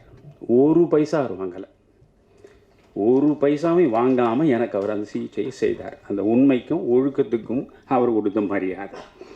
இப்போ திரும்ப அவரையே தேடி எம்ஜிஎம் போனால் அவர் பார்த்துட்டு, கொஞ்சம் பிரச்சனை இருக்கே அவங்களுக்கு, கொஞ்சம் ஆன்ஜியோ பண்ணிட்டா நல்லது. என்ன டாக்டர் ஆகும்? அது ஒரு பேக்கேஜ், அது ஆன்ஜியோ பண்ணால் ஒரு 60,000 ரூபா ஆகும் அப்படின்னு. சரி, எப்படியோ சிரமப்பட்டு நம்ம பண்ணி பார்ப்போம், 4 நண்பர்கள் உதவியோடு பண்ணலாம் அப்படின்னு. சரி டாக்டர், நீங்கள் ஆன்ஜியோ பண்ணுங்கன்ட்டு இவ்வளோ அழைச்சும் போயிட்டேன். ஆன்ஜியோ நடத்திட்டு என்னை தனியாக கூப்பிட்டாரு. அவர் நல்ல டாக்டர், எனக்கு அதில் குறையே இல்லை. அவர் சொன்னார், ஐயா மறுபடியும் வால்வு கெட்டு போச்சு. என்ன இப்போ தான் 2 ஆண்டுகள் தானே, அது மறுபடியும் வால்வு கெட்டு போச்சுன்றீங்க, நான் வாழ்நாள் பூரா நீ பிரச்சனை இல்லைன்னு நினச்சேன். அப்படி இல்லையா, இது உங்களுக்கு ஸ்பேர் பார்ட்ஸ் மாற்றுற மாதிரி தாங்க. ஒரு ஸ்பேர் பார்ட்டு, ஒரு ஸ்கூட்டர் வச்சுருக்கீங்க, இல்லை ஒரு கார் வச்சுருக்கீங்க, ஒரு ஸ்பேர் பார்ட்டு போயிடுச்சுன்னா இன்னும் போடுவீங்க, அது கொஞ்ச நாள் ஓடும், அப்புறம் போனால் மறுபடியும் போடணும். அப்படியா, அப்போ என்னையா பண்ணணும்? ஒரு நல்ல ஃபாரின் மெட்டல் வால்வு இருக்கியா, அதை பண்ணோம்னா 10 வருஷம் அம்மாவுக்கு பிரச்சனை இல்லைன்னார். அப்படின்னா எவ்வளோ ஆகும் டாக்டர்? ஏன்னா ஏற்கனவே எனக்கு அனுபவம் இருக்குல்ல, 22 லட்சம்னு. எவ்வளோ ஆகும் டாக்டர்? எப்படி பார்த்தாலும் ஹாஸ்பிட்டல் செலவு எல்லாம் சேர்த்தா ஒரு 40 லட்சம் ஆகும் ஏன்னார். இப்போ தான் சித்த மருத்துவத்துக்கு வரேன். உடனே நான் சொன்னேன், doctor kindly excuse me, literally speaking I ஆம் a penniless person. I cannot afford to pay such huge amount. You kindly discharge her in the evening itself. என்ன இவ்வளோ சீரியஸாக இருக்கு, நீ இப்போ it's enough. You kindly discharge her. சாயந்தரம் action வந்துட்டேன். வீட்டுக்கு வந்துட்டேன். இரவு பூரா தூக்கம் இல்லை. நமக்காக ஒரு 40 ஆண்டுகள் நமக்காகவே வாழ்ந்தவள், எந்த விதமாக ஒரு வரட்டு மனிதனுக்கு, அவளுக்கு என்னை கரம்பட்டியதால் அவளுக்கு எதுவுமே கிடைக்கல. ஆனால் எல்லாவற்றுக்கும் உடன்பட்டு வாழ்ந்தவள், அவளை காப்பாற்றுவதற்கு கூட நம்மளே 4 காசு இல்லை. இந்த மாதிரி 40 லட்சம் 60 லட்சம்னா எங்கே போகிறது? இரவு பூரா தூங்கலை. 6 மணி இருக்கும், காலையில் எழுந்து அப்பவும் எனக்கு வீரபாகு தெரிஞ்சிருந்தால் உடனே வீரபாகு பார்த்துருப்பேன். எனக்கு அப்போல்லாம் அவர் இது வரலையே. உட்காந்துட்டு இப்படி யோசிக்கிறேன், இதெல்லாம் நீங்கள் சிலவற்றையெல்லாம் நம்பித்தான் தீரணும். அமானுஷ்யமான சில செயல்கள் நடக்கின்றனன்னு சொல்லும் பொழுது, ட்ரூத் இஸ் ஸ்ட்ரேஞ்சர் தேன் ஃபிக்ஷன்னு ஆங்கிலத்திலே ஒரு ப்ராவர்ப் உண்டு. உண்மையில் நடக்கக்கூடிய சம்பவங்கள் கதையை விட அதிசயமாக இருக்கும், நம்ப முடியாத கதையை விட அதிசயமாக இருக்கும். நான் உட்காந்து அப்படியே பார்த்தேனே, ரொம்ப சோர்ந்து விரக்தி விட்ட நிலையில் உட்காந்துருக்கேன். இப்போ ஒரு ஃபோன் வந்தது, என்ன எடுத்தேன். ஐயா நான் தஞ்சாவூர்லேருந்து ஒரு சித்தர் பேசுகிறேன்னாரு. என்னையா சொல்லுங்க ஐயா, என்ன உங்களுடைய வாழ்வே ஒரு மந்திரம் படித்தேன்யா.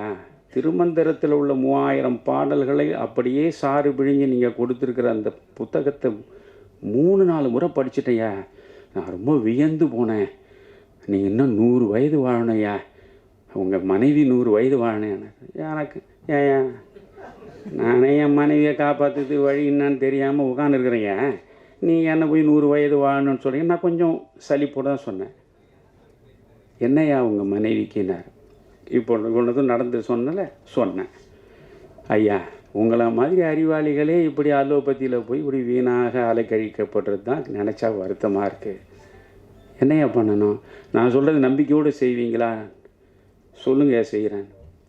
10 ரூபாய் பெருமானம் உள்ள சிகிச்சையை நான் சொல்கிறேன், செய்வீங்களா? கட்டாயம் செய்கிறேன். 10 செம்பருத்தி பூவை அன்றாடம் வாங்கிக்கங்க. அந்த 10 செம்பருத்தி பூவை 2 குவளை தண்ணீரில் போட்டு 1 மணி நேரம் ஊற வைங்க. ஊற வச்ச பிறகு ஒரு 10 மிளகு அதில் போடுங்க. மருத மரப்பட்டைன்னு நாட்டு மருந்து கடையில் தூளே விற்பான், அதில் ஒரு போடுங்க. அதை காய்ச்சுங்க. 2 டம்ளரை 1 டம்ளர் ஆக்குங்க. காலையில் குடிக்க சொல்லுங்கள். சங்கு புஷ்பம்னு ஒன்று இருக்குது. அந்த சங்கு புஷ்பம் சனீஸ்வரனுக்கு போடுறது. அதை ஒரு 10 பூவை எடுத்து மிக்சியில் அரைச்சி சொல்லணும். அவ்வளோதான் ஐயா. இந்த நிமிஷம் 40 லட்சம் ரூபாயை நான் கொடுத்துருந்தாலும் என்ன ஆயிருக்குன்னு தெரியாது. இப்போ என் மனைவி இது நடந்து ஏறக்குறைய 8-9 மாதம் ஆகிறது. அவள் படுக்கையை விட்டு எழுந்திருக்க மாட்டான். முன்னே அலோபதியில் லட்சக்கணக்கில் கொடுத்த போதும் இப்போ வீட்டுக்குள்ளேயே அவள் குறைந்தது ஒரு 10 நிமிடமாவது இங்கே நடக்கிற நிலையில் இருக்கா, ஆரோக்கியமாக இருக்கா. இந்த ஆரோக்கியத்தை 10 ரூபாயில் நான் பெற்றேன். 10 ரூபாயில் இப்போவும் செம்பருத்தி பூ தான் கொடுக்குறேன், அந்த சங்கு புஷ்பம் தான் கொடுக்குறேன். நல்லா இருக்கா? அப்போது இந்த மண்ணில் எப்பேற்பட்ட மருத்துவம் அது. அந்த மருத்துவம் நம்ம தங்கர் சொன்ன மாதிரி தான். ஒரு மரம் என்றால் மரத்தினுடைய வேர், அதனுடைய பட்டை, அதனுடைய பூ, அதனுடைய கிளை, அதனுடைய இலை எல்லாமே மருத்துவ குணம் உள்ளது. மனிதனை படைத்து நீங்கள் இறைவன் நினைத்தாலும் சரி, இயற்கை நினைத்தாலும் சரி, எல்லா மனிதர்களுக்கும் நோய் வரும். ஆனால் அந்த நோய் அனைத்தையும் தீர்ப்பதற்காகத்தான் இயற்கையில் மரங்களாக படைத்து வைத்திருக்கிறார். ஒவ்வொரு மரத்துக்கும் ஒரு மருத்துவ குணம் இருக்குது. ஆனால் நாம் அந்த மரங்களை வெட்டி வீழ்த்துறோம். இயற்கையை நாம் முழுவதுமாக அதை எதிர்த்து நாம் அழிவு ரீதியாக நாம் இயங்குவதால் தான் இத்தனை சிரமங்களும். அதனால் என்ன சொல்கிறேன்னா, நான் இன்றைக்கு ஓரளவு சிக்கல் இல்லாமல் என்னை போன்ற எளியவர்கள், ஏழ்மையில் இருப்பவர்கள், எந்த விதமான வசதி வாய்ப்பும் இல்லாதவர்கள், மிக மோசமான நோய்க்கு ஆளானாலும் மிக மிக குறைந்த பணத்தை வைத்துக்கொண்டு உயிரையே காப்பாற்றி கொள்ளக்கூடிய அரிய சிகிச்சையாக நமக்கு கிடைத்திருப்பது தான் சித்த மருத்துவம். அந்த சித்த மருத்துவத்தின் சிகரத்தை தொட்ட மனிதன் தான் வீரபாகு. கண்ணெதிரில் நான் பார்த்தேன். நான் இவரிடமிருந்து விடை பெற்று கொண்டு டிஸ்சார்ஜ் ஆக போகிறேன். அப்போ அவர் சொன்னார், ஐயா நான் ஒரு கணவன் மனைவி இருக்காங்க, உங்களை வரவழைச்சு உங்களுக்கு அறிமுகப்படுத்துகிறேன்னாரு. கணவனும் மனைவியும் வந்தாங்க. என்ன ஏன் அவர் சொன்னார், ஐயா என் மனைவிக்கு புற்றுநோய். அப்போலோவிலேருந்து 1000 மருத்துவமனைகளில் பல லட்சம் ரூபாயை நான் இழந்துட்டேன். என் மனைவி சொல்கிறா, எனக்கு நீங்கள் சிகிச்சை செய்து பூரணமாக புற்றுநோயிலிருந்து விடுவிக்கணும்னு கூட இல்லை, எனக்கு வலி இல்லாமல் கொஞ்ச நாள் சாகிற வரைக்கும் வச்சுருந்தா போதும் அப்படின்னு அவள் போராடுவாயா. ஆனால் வலியோடு தான் அவள் வாழ்க்கை நடக்கு. இதில் ஈரோட்டில் இவரிடம் சிகிச்சை பெற்று பலனடைந்த ஒருவர் சொல்லி நான் இப்பொழுது அப்போலோவிலேருந்து இடம் மாறி இங்கே வந்திருக்கேன். முந்தா நாள் தான் சேர்ந்தேன். 2 நாள் ஆகலையா அந்த அம்மாவுடைய வலி முழுவதும் போயிடுச்சியாங்க. ஆச்சரியமாக இருக்கு. அந்த அம்மாவே கேட்டேன், வலியே இல்லையா? அப்போது தீர்க்க முடியாத நோய்களை கூட தீர்க்கக்கூடிய ஒரு மனிதர். இப்போ சமீபத்தில் எனக்கு ஒரு நெருங்கிய நண்பருடைய மனைவி, அவங்க என்னென்னோ வைத்தியம் பண்ணாங்க. காலெல்லாம் வீங்கி போச்சு, கையெல்லாம் வீங்கி போச்சு, முகமெல்லாம் இதுவாகி போயிட்டு அப்படி நிமிர முடியல, உட்கார முடியல, குனிய முடியல. ரொம்ப பயந்துட்டாங்க அந்த அம்மா. கடைசியில் என்னன்னு பார்த்தா ஒரு ஹாஸ்பிட்டல், அந்த ஹாஸ்பிட்டலை கொண்டு போய் 2 நாளில் 43,000 ரூபாய் பில்லை போட்டான். அந்த கடை நான் போய் சொன்னேன், அம்மா நீங்கள் இந்த 2 நாளில் என்ன பண்ணி இல்லை வைரல் ஃபீவர்னு சொல்கிறான் ஐயா. சொல்லிட்டான்ல, முதல்ல இந்த இடத்த விட்டு புறப்படுங்க. ஏன்னா நான் ஏற்கனவே நிறைய பட்டிருக்கேன். இந்த 43,000 புறப்படுங்க, இல்லைன்னா உங்களை இப்படியே உட்கார வச்சு ஒரு 34 மாதம் வச்சு ஒரு 20 லட்ச ரூபா வாங்குவான் அப்படின்னு அழைச்சி நான் சொல்கிற இடத்துக்கு நீங்கள் வரீங்களா சொல்லுங்க ஐயா, நான் டாக்டர் வீரபாகுவிட்ட உங்களை அழைச்சி போகிறேன். அவங்களையும் அவர் கணவரையும் அழைச்சி விட்டேன். ஒரே வாரம் தான் அந்த அம்மா கம்பீரமாக பழைய நிலையில் எழுந்து நடந்து சிக்கனாவது குனியாவது எல்லாவற்றையும் முடிச்சார். இப்படிப்பட்ட ஒரு மனிதன், ஆனால் இப்படிப்பட்ட ஒரு உலகத்துக்கு வந்திருக்கார். அதுதான் எனக்கு என்னென்ன, திரைப்படங்கள் மேலேயோ நடிகர்கள் மேலேயும் எனக்கு ஒன்றும் கோவம் இல்லை. அப்படி கோவம் தான் நான் ஏன் ரஜினிகாந்தை பயன்படுத்தி அரசியல் மாற்றத்தை பண்ணிட முடியாதான்னு நான் போய் நினைக்கிறேன்னா எப்படி? ஆனால் இன்றைக்கி என்ன, 300 கோடி 400 கோடி போட்டு படம் எடுத்தால் தான் தியேட்டருக்கே போகிறான் இல்லையா? பிரம்மாண்டமான படங்களின் மூலம் என்ன கொடுத்தீங்க? நான் ரஜினியிடமே சொல்லிட்டு வந்தேன், சார் நீங்கள் எத்தனை படம் வேணால் நடிங்க, ஆனால் ஒரு முள்ளும் மலர் மாதிரி மீண்டும் நடிக்க பாருங்கள். ஒரு 6லிருந்து 60 வரை மாதிரி ஒரு படத்தில் நடிக்க பாருங்கள். எங்கேயோ கேட்ட குரல்னு ஒரு படம் நடிச்சிங்களே, அதில் கடைசியில் இந்த அம்பிகாவை வந்து பார்ப்பீங்களே, என் கண்ணு முன்னாலே இருக்குது. அது மாதிரி படங்க பண்ணுங்க. இதெல்லாம் என்ன காலத்தால் நிற்காது சார்னு சொல்லிட்டு தான் நான் வந்தேன். யோசிச்சு பாருங்கள். இப்போ கமலஹாசன் நீங்கள் அபூர்வ ராகங்கள் படங்கள் இப்போ போய் பாருங்கள். ஒன்றுமே இல்லை, பாலச்சந்தர் எடுத்த ரஜினியும் கமலஹாசன் நடித்த அவர்கள் படம் பாருங்கள். இதெல்லாம் என்ன எத்தனை 1000 கோடி பட்ஜெட்டில் எடுத்த படங்க. ரொம்ப சாதாரண பட்ஜெட்டில் சிறப்பாக எடுத்த படங்கள்லாம் சிறப்பாக நடந்திருக்கு. இந்த விஜயன் நடித்த படங்கள்லேயே இந்த பூவே உனக்காக, காதலுக்கு மரியாதை, இந்த படங்களை பார்த்து அதுக்கு பிறகு தானே அவர் பெரிய ஸ்டார் ஆனார். ஆனால் அந்த படம் தான் நிற்கும். இதெல்லாம் எப்படி நிற்கும்? சம்மட்டி எடுத்து மண்டையே அடித்து பொழக்கிற மாதிரி. இதில் கூட அந்த காட்சியை காட்டினார். வீரபாகுக்கு ஏன் இது மாதிரி ஆனார்? நான் ஏற்கனவே ஒரு படத்தை ரொம்ப வற்புறுத்தி காட்டினானுங்க, அதில் ஒரே அடி சம்மட்டியில் மண்டையை பொழக்கு. இப்படிலாம் பண்ணக்கூடாதுயா, இப்படிலாம் பண்ணக்கூடாது. சினிமா என்பது நான் என்ன இதோட சொல்லி முடிச்சிடுறேன். எனக்கு இந்த சினிமா மேலே எனக்கு மிகப்பெரிய ஈடுபாடு உண்டு. கோபம் அதனால தான் இருக்கு எனக்கு. ஐயா, எழுத்து படித்தவனை மட்டும்தான் போய் பாதிக்கும். படிக்காத பாமரனிடமும் சென்று சேர்ந்து பாதிப்பை உருவாக்கக்கூடிய ஆற்றல் மிக்க ஒரு ஊடகம் உலகத்தில் உண்டென்றால் அது சினிமா ஒன்று தான். எழுத்தறிவே இல்லாத பாமரன் அவனை போய் பாதிக்கும். அதை முறையாக பயன்படுத்தி முதலமைச்சர் நாற்காலியில் வந்து சேர்ந்த மனிதன் எம்ஜிஆர். யோசிங்க, ஒரு பாட்டு தமிழ்நாடு புழ கொண்டு போச்சு. அச்சம் என்பது மடமையடா, அஞ்சாமை திராவிடர் உடமையடா, 6லும் சாவு 100லும் சாவு. அந்த ஒரு பாட்டு கிராமம் வரைக்கும் திமுகவை கொண்டு போய் சேர்த்தது. இன்னைக்கு என்ன பாட்டா வருது? முக்கலும் முனகலும், நீ லவ்வரியா நான் லவ்வரனான்னு ஒரு பாட்டு போடுறான். என்னதான் எழுதுறீங்க கேட்டா, கண்ணதாசன் எழுதும்போது ஒரு பாட்டுக்கு அதிகபட்சம் வாங்கியது 5000 ரூபாய் தான். இப்போ எந்த கிறுக்களுக்கும் ₹1,00,000 மேலே தான் பாட்டு எழுதுறோம். என்ன பண்ணுறீங்க?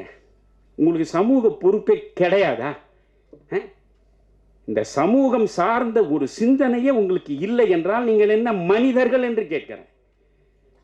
எப்படியாவது பணத்தை சம்பாதிப்பது தான் உங்கள் வாழ்வின் மிகப்பெரிய நோக்கம் என்றால் இதை விட வேறு தொழில் செய்து நீங்கள் நன்றாக வாழலாம் என்பதுதான் என்னுடைய அபிப்பிராயம். பணம் என்பது என்னையா? அதுக்கு ஒரு மரியாதையே கிடையாது. அது அயோக்கியரிடம் இருக்கும், யோகியனிடம் இருக்கும். பிறகு என்ன? யோகியனிடம் மட்டும்தான் பணம் இருக்கும் என்றால் பணம் தொழுகைக்குரியது. ஆனால் அந்த பணம் எல்லா அயோக்கியர்கள் கையிலும் இருக்கும் என்ற போது அதற்கு என்ன மரியாதை என்கிறேன்? ஒரு கட்டம் வரைக்கு தானே பணம். உன்னுடைய அடிப்படை தேவைகளை நிறைவு செய்கிற வரையில் தான் அது பணம். உன் தேவைகளை நிறைவேற்றிவிட்ட பிறகு அது வெற்று காகிதம். அந்த காகிதத்தை என்ன செய்யணும் நீங்க? நான் எனக்கு வீடு வேணும், கிடைச்சிருச்சு. கார் வேணும், கிடைச்சிருச்சு. என்னென்ன வசதி வேணும், எல்லாம் கிடைச்சிருச்சு. அது வரைக்கும் அது பணம்.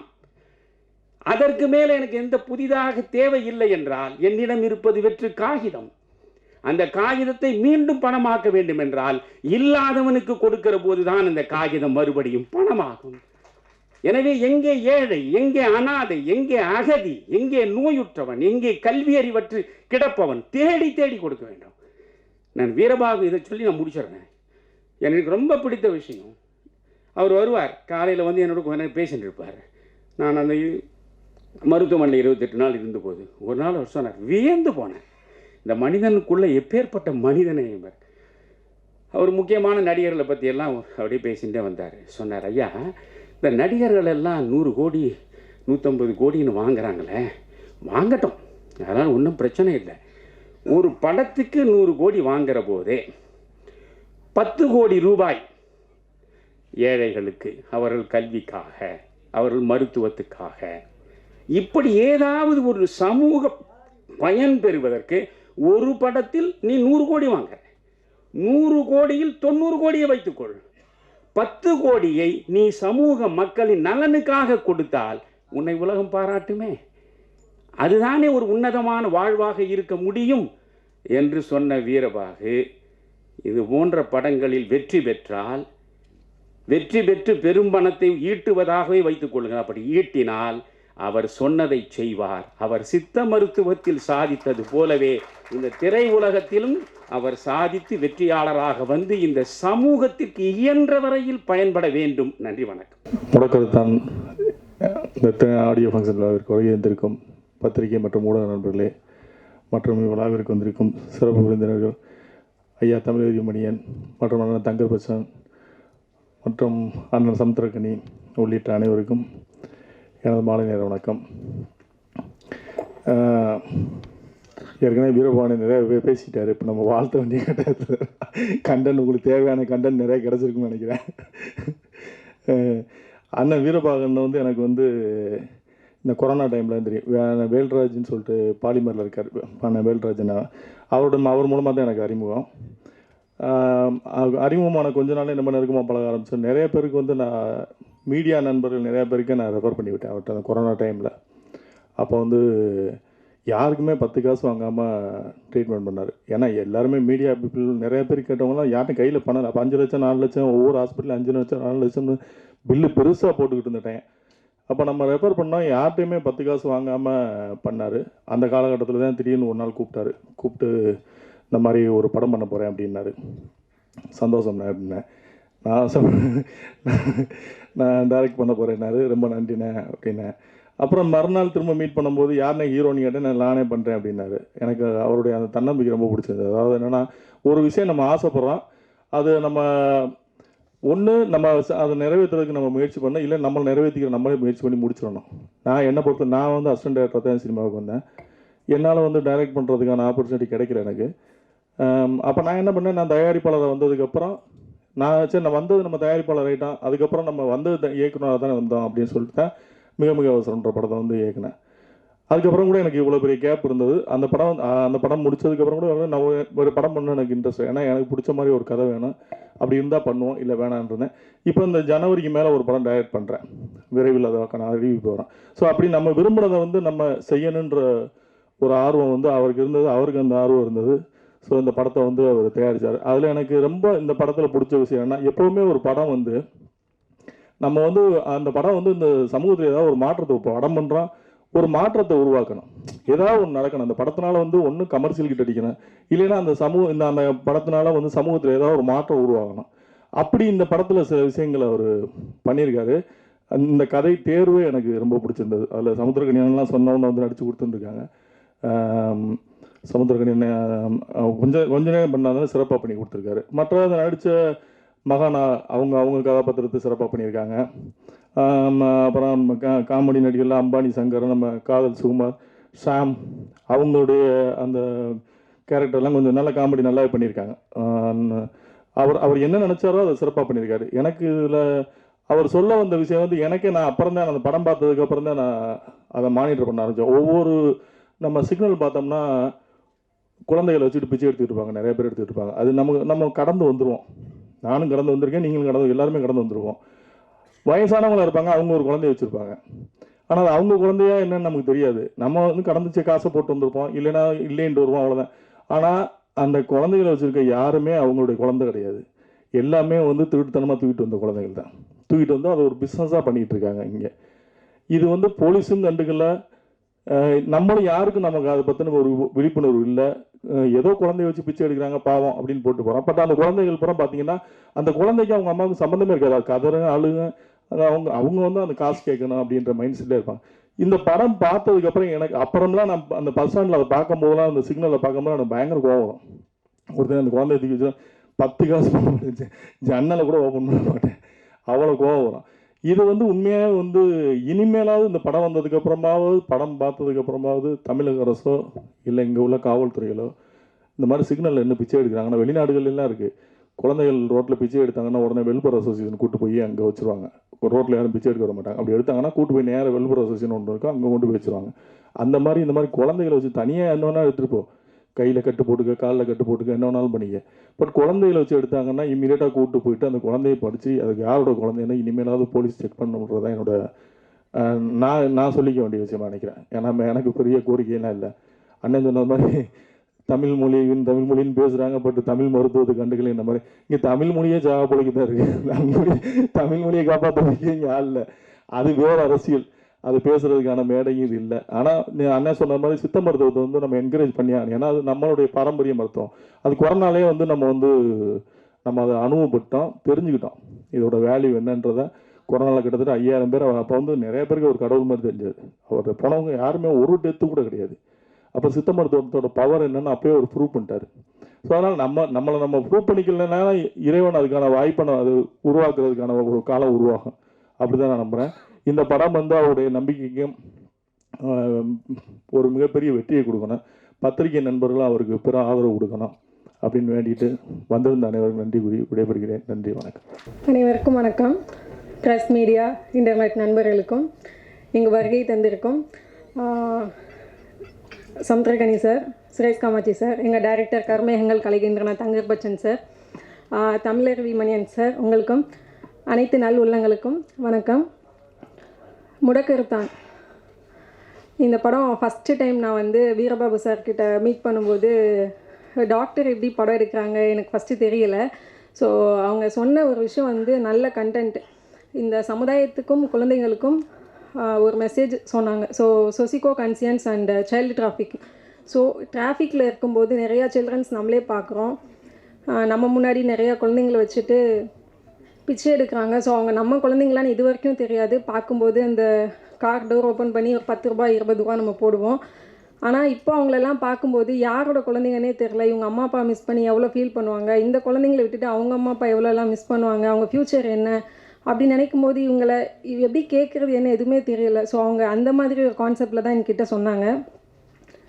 ஆஃப்டர் கொரோனா முடிச்சுட்டு அப்போ தான் எனக்கு வீரபாபு சார் தெரியும். ஸோ அவர் ஒன் மேன் ஷோ அப்படின்ற மாதிரி சிங்கிள் மேன் ஆர்மி, அவரே டைரக்டர், ப்ரொடியூசர் அண்ட் ஆக்டர். நீங்கள் டீசர் பார்த்துருப்பீங்க. ஆக்ஷன்லேயே பயங்கரமாக பண்ணியிருக்காரு. முடக்கர்த்தான் டைட்டில் எப்படின்னா, குழந்தைங்களை கிட்னாப் பண்ணுறாங்க. கிட்னாப் பண்ணிவிட்டு இங்கேருந்து டெல்லிக்கு பெண் குழந்தைங்கள் பெருசானதுக்கப்புறமா விபச்சார தொழிலுக்கு இங்கேருந்து அங்கே அமுச்சு விட்டுறாங்க. சின்ன பசங்களை இங்கே பிச்சை எடுக்க வைக்கிறாங்க. ஸோ அந்த கயவர்களெல்லாம் கண்டுபிடிச்சி வேரோட அழிக்கணும், அதுதான் முடக்கருத்தான் அப்படின்ற மாதிரி டைட்டில் சார் என்கிட்ட சொன்னாங்க. ஸோ இதில் கண்டிப்பாக சோசியல் மெசேஜ் இருக்கும் அப்படின்றதுக்காக தான் நான் பண்ணேன். ஸோ மற்ற படங்கள் மாதிரி டூயட் இருக்கும், இதில் ரொமான்டிக் இருக்கும், சாங், அதை நான் ஃபோக்கஸ் பண்ணி பண்ணல. இந்த படத்தில் வீரபாபு சார் கொரோனா டைமில் நிறையா பேரை காப்பாற்றியிருக்காங்க. சிங்கிள் டெத்து கூட இல்லாமல் 6000 பேருக்கு மேலே காப்பாற்றியிருக்காங்க. நிறைய பேருக்கு ஹெல்ப் பண்ணியிருக்காங்க. ஸோ ஒரு நல்ல மனசு. அது மட்டும் இல்லாமல் கதை எனக்கு ரொம்ப பிடிச்சிருந்தது. எங்களுக்கும் ஷூட்டிங்கில் கொரோனாக்கு அப்புறம் தான் ஷூட் பண்ணோம். ஸோ அந்த டைமில் ஹெர்பல் டீ, அதுக்கப்புறம் ஃபுல்லாக மில்லட்ஸ் ஃபுட்டு அந்த மாதிரி தான் எங்களுக்கும் கொடுத்து எல்லாரையுமே கேர் பண்ணி பார்த்துக்கிட்டாங்க. அதுக்கப்புறம் ஃபுல் அண்ட் ஃபுல்லு டைரக்ஷன் அவங்களே தான். சிற்பி சார் அவங்களோட மியூசிக்கில், சந்தான பாரதி சார் அவங்க லிரிக்ஸ்டில், சின்மய் மேம் அவங்க வாய்ஸில், குழந்தைங்களுக்கான ஒரு சாங் சின்னக்குள் சித்ரா மேம் அவங்க பாடியிருக்காங்க. காமெடிக்கு எதுவும் பஞ்சமே இல்லை. ஸோ அவங்க சோசியல் மெசேஜ் சொன்னால் கூட சாம் சார், காதல் சுமார் சார் அண்ட் கொட்டாச்சி சார் அதுக்கப்புறம் எல்லோரும் பண்ணியிருக்காங்க. கண்டிப்பாக இந்த படம் நல்லா வந்திருக்கு. எல்லோரும் தேட்டரில் பாருங்கள். அதை அடுத்து January 5 கும்பாரி படம் ரிலீஸ் ஆகுது. 25 முடக்கர்த்தான் படமும் ரிலீஸ் ஆகுது. மக்கள் எல்லோரும் பேதார்வு கொடுக்கணும். 2016 15 அந்த டைம் டிசம்பரில் இங்கே சென்னையில் ஃப்ளட்டு வந்துச்சு. எல்லோரும் ரொம்ப கஷ்டப்பட்டாங்க. ஸோ அதே பேரழிவு இப்போ வந்துருமோன்னு சொல்லி ரொம்ப பயமாக இருந்துச்சு. ஏன்னா எவ்ரி டிசம்பர் வந்தாலே சென்னைக்கும் ரெயினுக்கு ஒரு கனெக்டிவிட்டி இருக்குது. ஸோ இப்போவும் ரெயின் வந்துச்சு, பட் அந்தளவுக்கு எதுவும் எஃபெக்ட் இல்லை. மக்களால் முடிஞ்ச அளவுக்கு எல்லாருமே ஹெல்ப் பண்ணோம். ஸோ நீங்களும் உங்களால் முடிஞ்சவங்களுக்கு ஹெல்ப் பண்ணுங்கள். இப்போ தூத்துக்குடி திருநெல்வேலி பக்கம் தான் ரெயின் இருக்குது. ஸோ மறுபடியும் மழைக்கெல்லாம் சொல்லியிருக்காங்க. எல்லோரும் ரொம்ப சேஃபாக இருங்க. சேஃப் ரொம்ப முக்கியம். கண்டிப்பாக நீங்கள் எல்லாம் சப்போர்ட் பண்ணணும். இந்த வருஷத்தில் எனக்கு 2 படம் ரிலீஸ் ஆகிருக்கு. கருமேகங்கள் கலைகின்றன, வா வரலாம் வா. ஸோ ஜான்வரிலையும் ரிலீஸ் ஆகுது. மக்களோட சேஃப் ரொம்ப முக்கியம். மழை வரும்னு சொல்லியிருக்காங்க. சேஃபாக இருங்க. படத்துக்கு எல்லோரும் சப்போர்ட் பண்ணுங்கள். இந்த வருஷம் எல்லாருக்கும் சிறப்பான வருஷமாக இருக்கணும். So happy new year and prosperous new year. Happy Christmas. Thank you so much.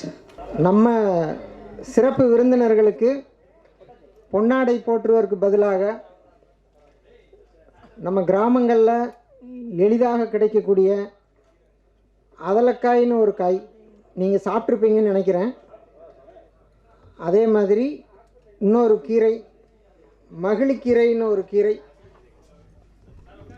இந்த கீரை வந்து கிராமங்களில் சும்மா கிடக்குது. நம்ம வந்து இந்த செயற்கை ரசாயனங்கள் போட்ட அந்த மாதிரி கீரைகளெல்லாம் சாப்பிட்றதுக்கு பதிலாக நம்ம கிராமங்களில் வீட்டை சுற்றி இந்த மாதிரியான கீரைகளை சாப்பிட்டோம்னா இது உடம்புக்கு ரொம்ப நல்லது. அதே மாதிரி இதில் அதலக்காயின்னு ஒரு காய், நீங்கள் இப்போ சாப்பிட்ட காய் இதுதான் அந்த காய்.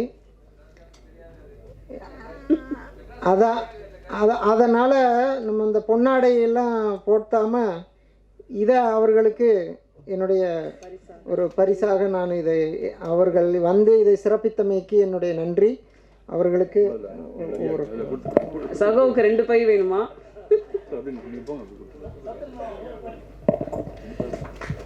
இந்த காய் வந்து குறிப்பாக விருதுநகர் ஏதோ ஒரு ஊர்லேருந்து வர வச்சுருக்காங்க இன்னைக்கு டாக்டர். இது அந்த மாவட்டத்தில் மட்டுமே கிடைக்கக்கூடிய ஒரு காய்.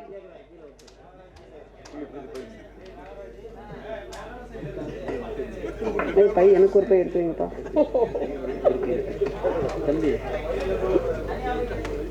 நமக்கெல்லாம் இன்னொரு நாளைக்கு டாக்டர்கிட்ட சொல்லி வர வைப்போம்.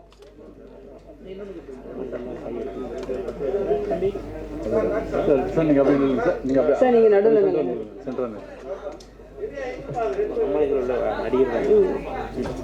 படத்தோட டீம் வேற யாராவது கீழே இருக்கீங்களா?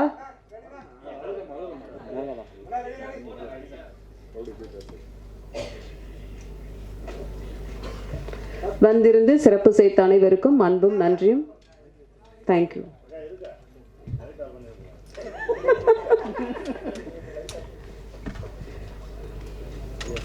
இந்த அவையை அலங்கரிக்கும் அத்தனை பேருக்கும் என்னுடைய அன்பான வணக்கங்கள்.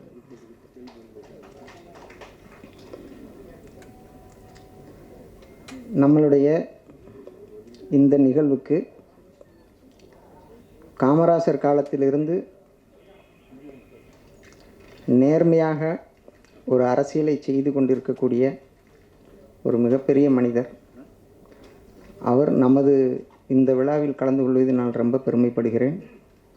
ஐயா தமிழறிவு மணியன் ஐயா அவர்களே வணக்கம். வெட்டு குத்து சண்டை துப்பாக்கி நீ என்ன படம் எடுத்தாலும் நான் இப்படி தாண்டா எடுப்பேன்னு தியேட்டர் விட்டு வெளியில் போனால் கண்ணில் தண்ணி வராமல் வெளியில் போக முடியாது.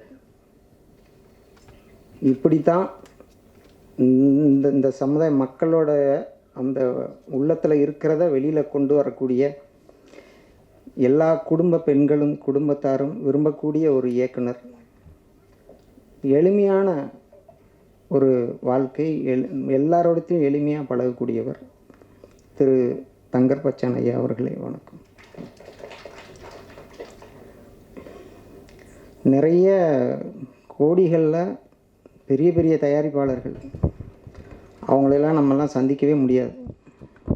ஆனாலும் மாநாடு மிகப்பெரிய வெற்றியெல்லாம் கொடுத்த ஒரு தயாரிப்பாளர் இந்த சிறியவனின் விழாவுக்கும் வந்து நம்மளுடைய படத்துக்கான எல்லா விஷயங்களுக்கான உதவிகளையும் செய்வதற்காக என்னுடைய ஒரு அண்ணன் மாதிரி திரு சுரேஷ் காமாட்சி அண்ணன் அவர்களுக்கு வணக்கம். அண்ணன் சமுத்திரக்கனி அண்ணா வந்து இந்த படத்தில் இந்த ஒரு காட்சி நீங்கள் நடிக்கணும் அப்படின்னு ஒரு வார்த்தை தான் சொன்னேன். அந்த கதையை கேட்டுட்டு உடனே போகலாம், நாளைக்கு போகலாமான்னு கேட்டார் ஷூட்டிங். அந்த மாதிரி நம்ம புதுசாக திரைப்படத்துக்கு வர்றோம், நம்ம என்ன செய்ய போகிறோம் அந்த குழப்பம்லாம் இல்லாமல் கதையை கேட்ட உடனேயே சரின்னு சொல்லி நடிக்க வந்தார் சமுத்திரக்கன்னியண்ணன் அவர்கள். இப்போ ஏர்போர்ட்டில் இருந்து இப்போ தான் கிளம்ப போகிறாரு, அவர் இப்போ வந்துடுவார். அவருக்கும் வணக்கம். அப்புறம் நம்ம ஷியாம் அண்ணெல்லாம் வந்து அதாவது நம்ம எல்லாரும் விரும்பக்கூடிய ஒரு விஷயம்னா நகைச்சுவை தான். வன்முறை, வெட்டு, குத்து அதெல்லாம் தாண்டி திரைப்படத்தில் நல்ல நகைச்சுவை இருந்தால்தான் நம்மளுக்கு எல்லாருக்கும் ஓரளவு பிடிக்கும். ஷியாம் அண்ணா அவர்கள் மிகப்பெரிய ஒரு வாய்ப்பு அவருக்கு வரும்னு நான் நினைக்கிறேன். ஏன்னா அவர் படங்களை நம்ம பார்த்துட்ருக்குறோம், அது எல்லாம் நம்ம விரும்பி ரசிக்கிறோம். இருந்தாலும் இந்த படப்பிடிப்பு தலங்களில் திரு ஷியாம் அவர்கள், திரு காதல் சுகுமார் அவர்கள்லாம் வந்து எல்லாத்தையும் விழுந்து விழுந்து சிரிக்க வைப்பாங்க. அவங்க பக்கத்தில் இருந்தால் நம்மளுக்கு ஒரு நோயுமே வராதுங்க. நான் உண்மையிலேயே நேரடியாக பார்த்தேன். அவர்களுக்கு யாராவது ஒரு இயக்குனர், ஒரு தயாரிப்பாளர் ஒரு முழு நீள நகைச்சுவை படம் அவங்களெல்லாம் வச்சு எடுத்தா பிச்சுக்கிட்டு ஓடும். நான் உண்மையை சொல்கிறேன். அதுக்கான கதைத்தெல்லாம் அவங்களுக்கு அமையும். அவங்களுக்கும் வணக்கம், நன்றி, வணக்கம். நம்ம அம்பானி சங்கர்லாம் நிறைய திறமை வச்சுருக்காரு. நம்ம படத்தில் மகானான்னு ஒரு ஹீரோயின், அவங்க இப்போ ஒரு 6-7 படம் நடிச்சிட்டாங்க.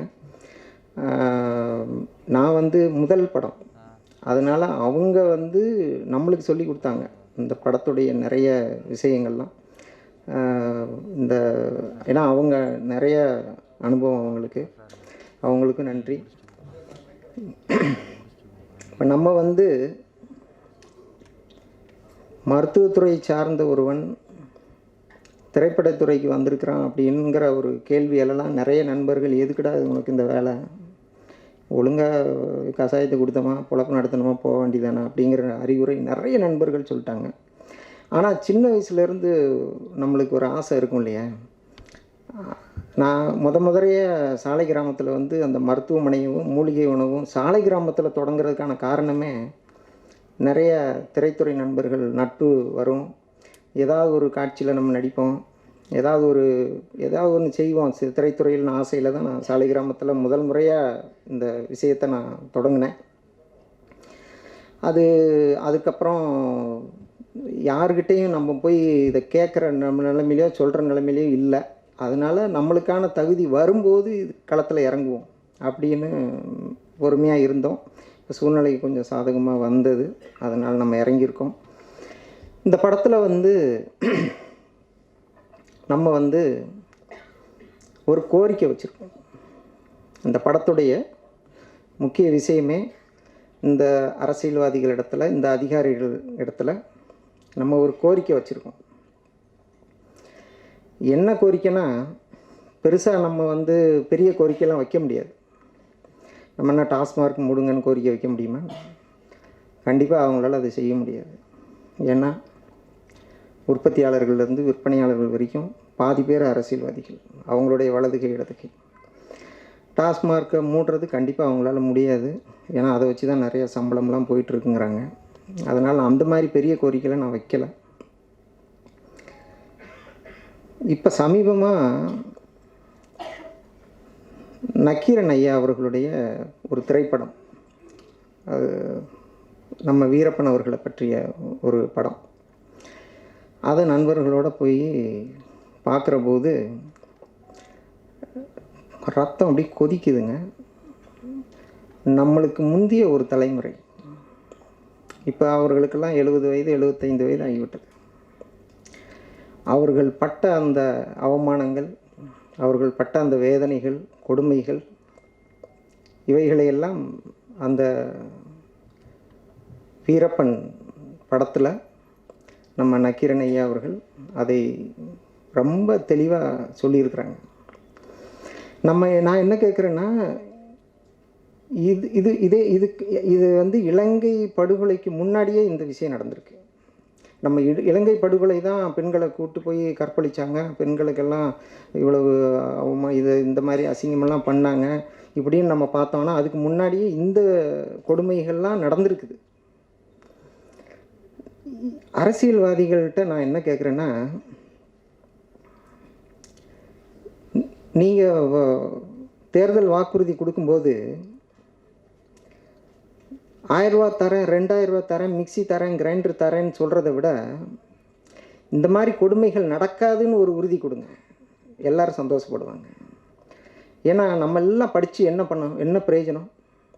இந்த கொடுமைகள் இப்போ ஒருத்தன் ஒரு வீட்டில் ஒரு தப்பு செய்கிறான், காவல்துறை என்ன பண்ணணும்? அவன் குற்றவாளினா அவனை பிடிச்சி தண்டனை கொடுக்கணும். வீட்டில் உள்ள சமையல் செஞ்சிட்டு இருக்கிற பெண்மணியை கூப்பிட்டு போய் துணிமணியெல்லாம் அவுத்து நிற்க வைக்கிறது, வீட்டில் உள்ள பிள்ளையை கூப்பிட்டு போய் அவமானப்படுத்துறது, கொடுமைப்படுத்துறது, கற்பழிக்கிறது, இந்த மாதிரியான விஷயங்கள் இனிமேல் நடக்கக்கூடாது.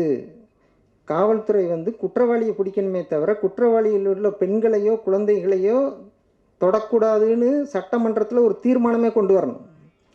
இது ரொம்ப முக்கியமானது. ஆனாலும் இப்போ சிறைச்சாலையில் பார்த்திங்கன்னா, அந்த சிறை தண்டனைக்கு போயிட்டு வெளியில் வர்றவங்க பார்த்திங்கன்னா 300 ரூபாய்க்கு உள்ளே பீடி விற்கிறாங்களாம், 3000 ரூபாய்க்கு பிரியாணி விற்கிறாங்களாம், ஓரமாக அசிங்கம்லாம் நடக்குதாம். இதெல்லாம் வெளியில் சொல்கிறாங்க. சிறைச்சாலை இன்னும் 40-50 வருஷம் இப்படியே தான் போயிட்டுருக்கு. இனிமேல் இப்படி தான் போயிட்டுருக்குமா? அதெல்லாம் ஒரு மாற்றம் கொண்டு வரணும்னு அரசியல்வாதிகளுக்கு தெரியக்கூடாதா? அந்த சிந்தனை அவர்களுக்கெல்லாம் வர்றதில்லை.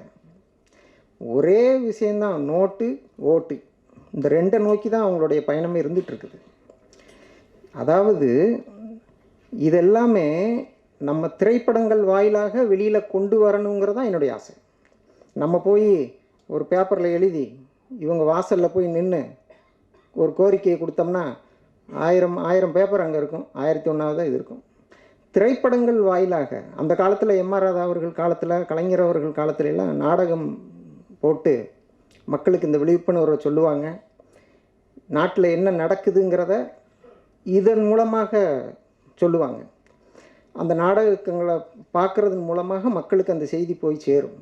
இப்போ இந்த திரைப்படத்தின் மூலமாக நாட்டில் நடக்கிற இந்த அநியாயங்களை, அக்கிரமங்களை நம்ம ஒவ்வொன்றா எடுத்து சொல்லணும். அதுதான் என்னுடைய நோக்கம்.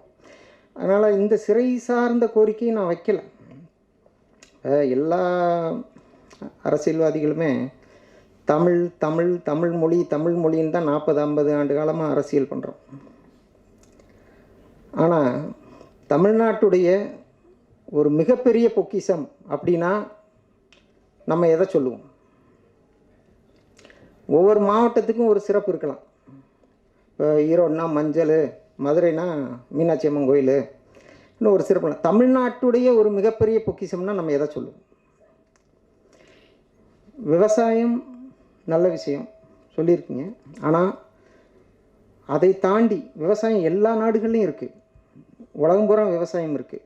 அதை தாண்டி ஒரு விஷயம் தமிழ்நாட்டுடைய மிகப்பெரிய பொக்கிஷம் அப்படின்னா தமிழ் மருத்துவம், சித்த மருத்துவம்.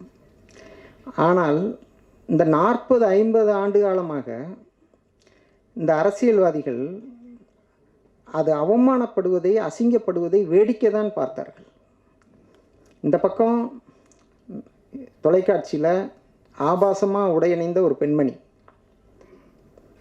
இந்த பக்கம் ஒன்றுமே படிக்காத ஒரு ஆள், கொச்சையாக இந்த அம்மா கேள்வி கேட்கும், இவர் அசிங்கமாக பதில் சொல்வார். இது என்னன்னு கேட்டால் இந்த ஆள் சித்த மருத்துவர்னு போட்டுக்குவார். அதாவது பல ஆண்டுகளாக 40-50 ஆண்டு காலமாக நிறைய வயது மூத்த வைத்தியர்கள்லாம் நிறைய கிராமங்களில் நல்ல சேவை செஞ்சிட்ருக்குறாங்க, நல்ல வைத்தியம் பண்ணிகிட்ருக்குறாங்க. ஆனால் சில பேர் பணம் படைத்தவர்கள், அரசியல்வாதிகளின் வலதுகை இடதுகை எல்லாம் தெரிந்தவர்கள்லாம் தொலைக்காட்சியில் உட்கார்ந்து இந்த தமிழ் மருத்துவத்தை அவ்வளவு கேவலப்படுத்தியிருக்காங்க. இப்போ பொதுமக்கள் இந்த டிவியை பார்க்கும்போது என்ன நினைப்பாங்க? என்னடா சித்த மருத்துவர்னு போட்டுக்கிறான், இவ்வளவு கேவலமாக அசிங்கமாக பேசுகிறான், கொச்சையாக பேசுகிறான், ஆபாசமாக பேசிகிட்டு இருக்கிறான். இப்போ சித்த மருத்துவம்லாம் இப்போ இதுதான் போல் சித்த மருத்துவம். அவங்க அந்த ஒரு விஷயத்துக்கு தான் அப்படியே பேசுவாங்க. இது இப்போ கொஞ்சம் குறைஞ்சிருக்கு. நான் சொல்கிறது ஒரு 30-40 வருஷத்துக்கு முன்னாடி சொல்கிறேன், 30-40 வருஷமாக சொல்கிறேன். அவங்களால இந்த மருத்துவத்தை விரும்பாமல் எல்லாமே அத்தனைக்குமே ஆங்கில மருத்துவங்கிற மாதிரி மக்கள் படையெடுக்க தொடங்கிட்டாங்க. இதுவும் ஒரு காரணம். இந்த அதாவது தமிழ் மருத்துவத்தை தமிழ் மொழின்னு பேசுகிறவங்க இந்த தமிழ் மருத்துவத்துக்கும் ஒரு வழி செய்யணும்னா, இப்போ ஒரு அரசியல்வாதி ஏப்பா யார்ப்பா நீ இவ்வளோ அசிங்கமாக கொச்சையாக ஆபாசமாக பேசிகிட்டு இருக்கிற, அந்த பிள்ளை இவ்வளோ அசிங்கமாக ட்ரெஸ்ஸு போட்டிருக்கு, நீ யார் என்ன அப்படின்னு கேட்கணுமா இல்லையா? ஒத்த அரசியல்வாதி கேட்கலங்க. இதே விஷயத்தை படிக்காத ஒரு நபர் ஆங்கில மருத்துவத்தை பற்றி டிவியில் உட்காந்துக்கிட்டு இந்த பேரஸ்டமால் அந்த ஓஃப்லைன் அப்படின்னு பேச முடியுமா? தமிழ் மருத்துவங்கிறதுனால ஒத்த அரசியல்வாதி கூட அக்கறை கிடையாது. பூரா அதாவது நான் சொல்கிறேங்க, அடித்து சொல்கிறேன், உண்மையை சொல்கிறேன். முறையான தமிழ் மருத்துவத்தை சரியாக இந்த அரசு பயன்படுத்தினா நம்ம ஊர் மக்களையெல்லாம் உட்கார வச்சு சாப்பாடு போடலாம்.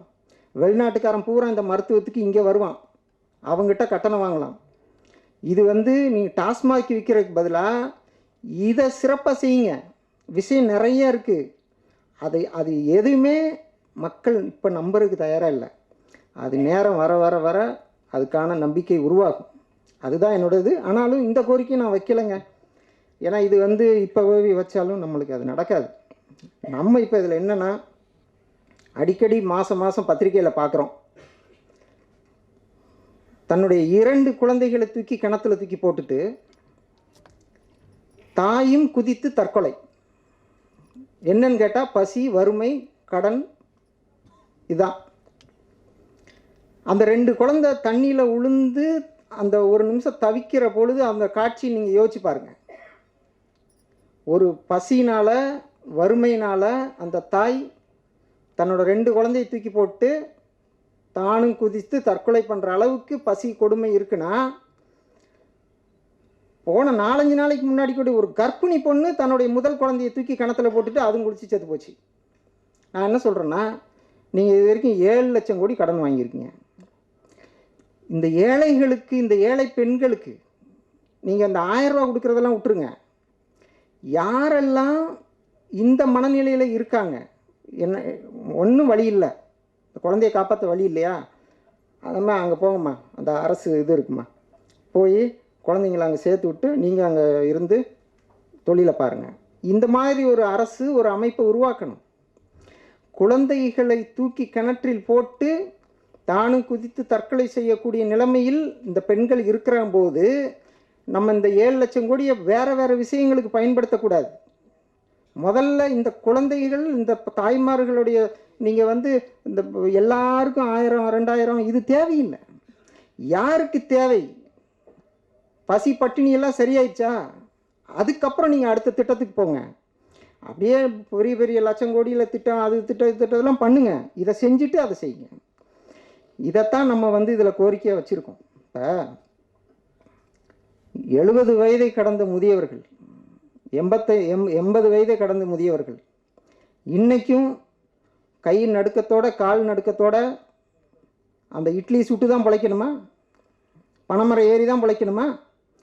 ஏங்க, ஒரு காலேஜில் ஃபஸ்ட் இயர் முடித்து செகண்ட் இயர் போனால் அவன் ஃபஸ்ட் இயர் வந்தவொடனே, ஏய் உனக்கு நான் சீனியரு, உட்காரு, அப்படி போ, இப்படி போங்கிறாங்க. 70 வருஷமாக இந்த மண்ணை ஒழுங்காக காப்பாற்றினவங்கப்பா அவங்க 70-75 மாடாக உழைச்சி ஓடா தேஞ்சு போயிருக்கிறாங்க. அவங்களுக்கு இந்த கடைசி காலத்தில் ஒரு நிம்மதியான வாழ்க்கையை கொடுக்கணுமா இல்லையா? நீ என்ன கேட்டுப்போ, நாங்கள் இதை தான் நாங்கள் போடுற திட்டம் வேறு. மக்களுக்கான, அதாவது இந்த குழந்தைகளும் வயது மூத்த அந்த 70 வயதுக்கு மேட்ட முதியவர்களும் பிரச்சனை இல்லாமல் வாழணும்.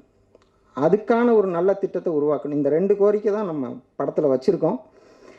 இப்போ நம்ம பள்ளிக்கூடம், நம்ம இப்போ காலையில் வர்ற குழந்தைகளுக்கு காலை உணவு திட்டம் மிகச்சிறப்பான திட்டம். இப்போ தமிழக முதல்வர் அவர்கள் இப்போ நடத்திட்டு இருக்கிறாங்க. அந்த மாதிரி காலையிலையும் சாயந்தரமும், காலைல ஒரு 2 மணி நேரம், சாயந்தரம் ஒரு 2 மணி நேரம், பள்ளிக்கூடத்துக்கு வீட்டில் இருந்து குழந்தைகள் கிளம்பும்போது 2 அரசு பேருந்து, ஒரு பள்ளிக்கூடத்துக்கு 2 அரசு பேருந்து. குழந்தைங்கள அங்கேருந்து வீட்டிலேருந்து கூப்பிட்டு வந்து பள்ளிக்கூடத்தில் விடணும். அதே மாதிரி சாயந்தரம் பள்ளிக்கூட குழந்தைகளுக்கு 2 அரசு பேருந்து பள்ளிக்கூடத்துலேருந்து சாயந்தரம் ஒரு கையில் ஒரு கடலை மிட்டாய் கொடுத்து வீட்டில் போய் இறக்கி விடணும். இது எப்படி இருக்குன்னு யோசிச்சு பாருங்கள். பஸ்ஸில் தொங்கிக்கிட்டு போகிற அந்த குழந்தைகளுக்கு என்னைக்கு நீங்கள் மாற்று வழி செய்ய போகிறீங்க? பொதுமக்கள்லாம் இடத்த ஆக்கிரமிச்சிடுறாங்க. பள்ளிக்கூட வாசலில் வந்து குழந்தைங்க நிற்கிது, பையோட சுமந்துக்கிட்டு நிற்கிது. இந்த கூட்டத்தில் அவங்க அந்த குழந்தைங்க எப்படி இதில் ஏறி பயணிக்கும்? நீங்கள் இலவச பஸ் பாஸ் கொடுக்குறீங்க சரிதான், அவங்களுக்குன்னு ஒரு தனியாக 2 பேருந்தை கொடுத்தா எத்தனை கோடி ஆயிர போகுது? தாய்மார்களோட மனநிலையை பாருங்கள். காலையில் வீட்டு வாசலில் பேருந்து கூட்டிகிட்டு போயிட்டு சாயந்தரம் வீட்டில் வந்து கடலை மிட்டாயோட குழந்தைங்களை இறக்கி விட்டால் அந்த தாய்மார்களோட மனநிலையை பாருங்கள். இதுதான் நாங்கள் வேணும். மாதத்துக்கு 1000 ரூபா கொடுக்குறதுல ஒன்றும் இது கிடையாது. இந்த மாதிரியான ஒரு கோரிக்கை தான் நம்ம படத்தில் வச்சுருக்கிறோம். அது தமிழக முதல்வருக்கு கோரிக்கை அப்படின்னே அதில் ஓப்பனாகவே நம்ம பேசியிருக்கோம். அது அவர்கள் இந்த படத்து ரிலீஸ் ஆன பிறகு ஜனவரி 25 நம்ம திட்டம் போட்டிருக்கோம், அதில் வந்துடும். இந்த கோரிக்கையை தான் நம்ம அதில் வச்சுருக்கிறோம். இப்போ இந்த திரைப்படத்தை தாண்டி நான் தப்பாக பேசுனா நீங்கள் நிறைய நேரம் பேசுகிறேன், அதை நீங்கள் நினச்சிக்க வேண்டாம். ஏன்னா நம்மளாம் சாமானியமான ஆட்கள்னாலாம் இந்த மாதிரி மேடையெல்லாம் நம்மளுக்கு கிடைக்காது.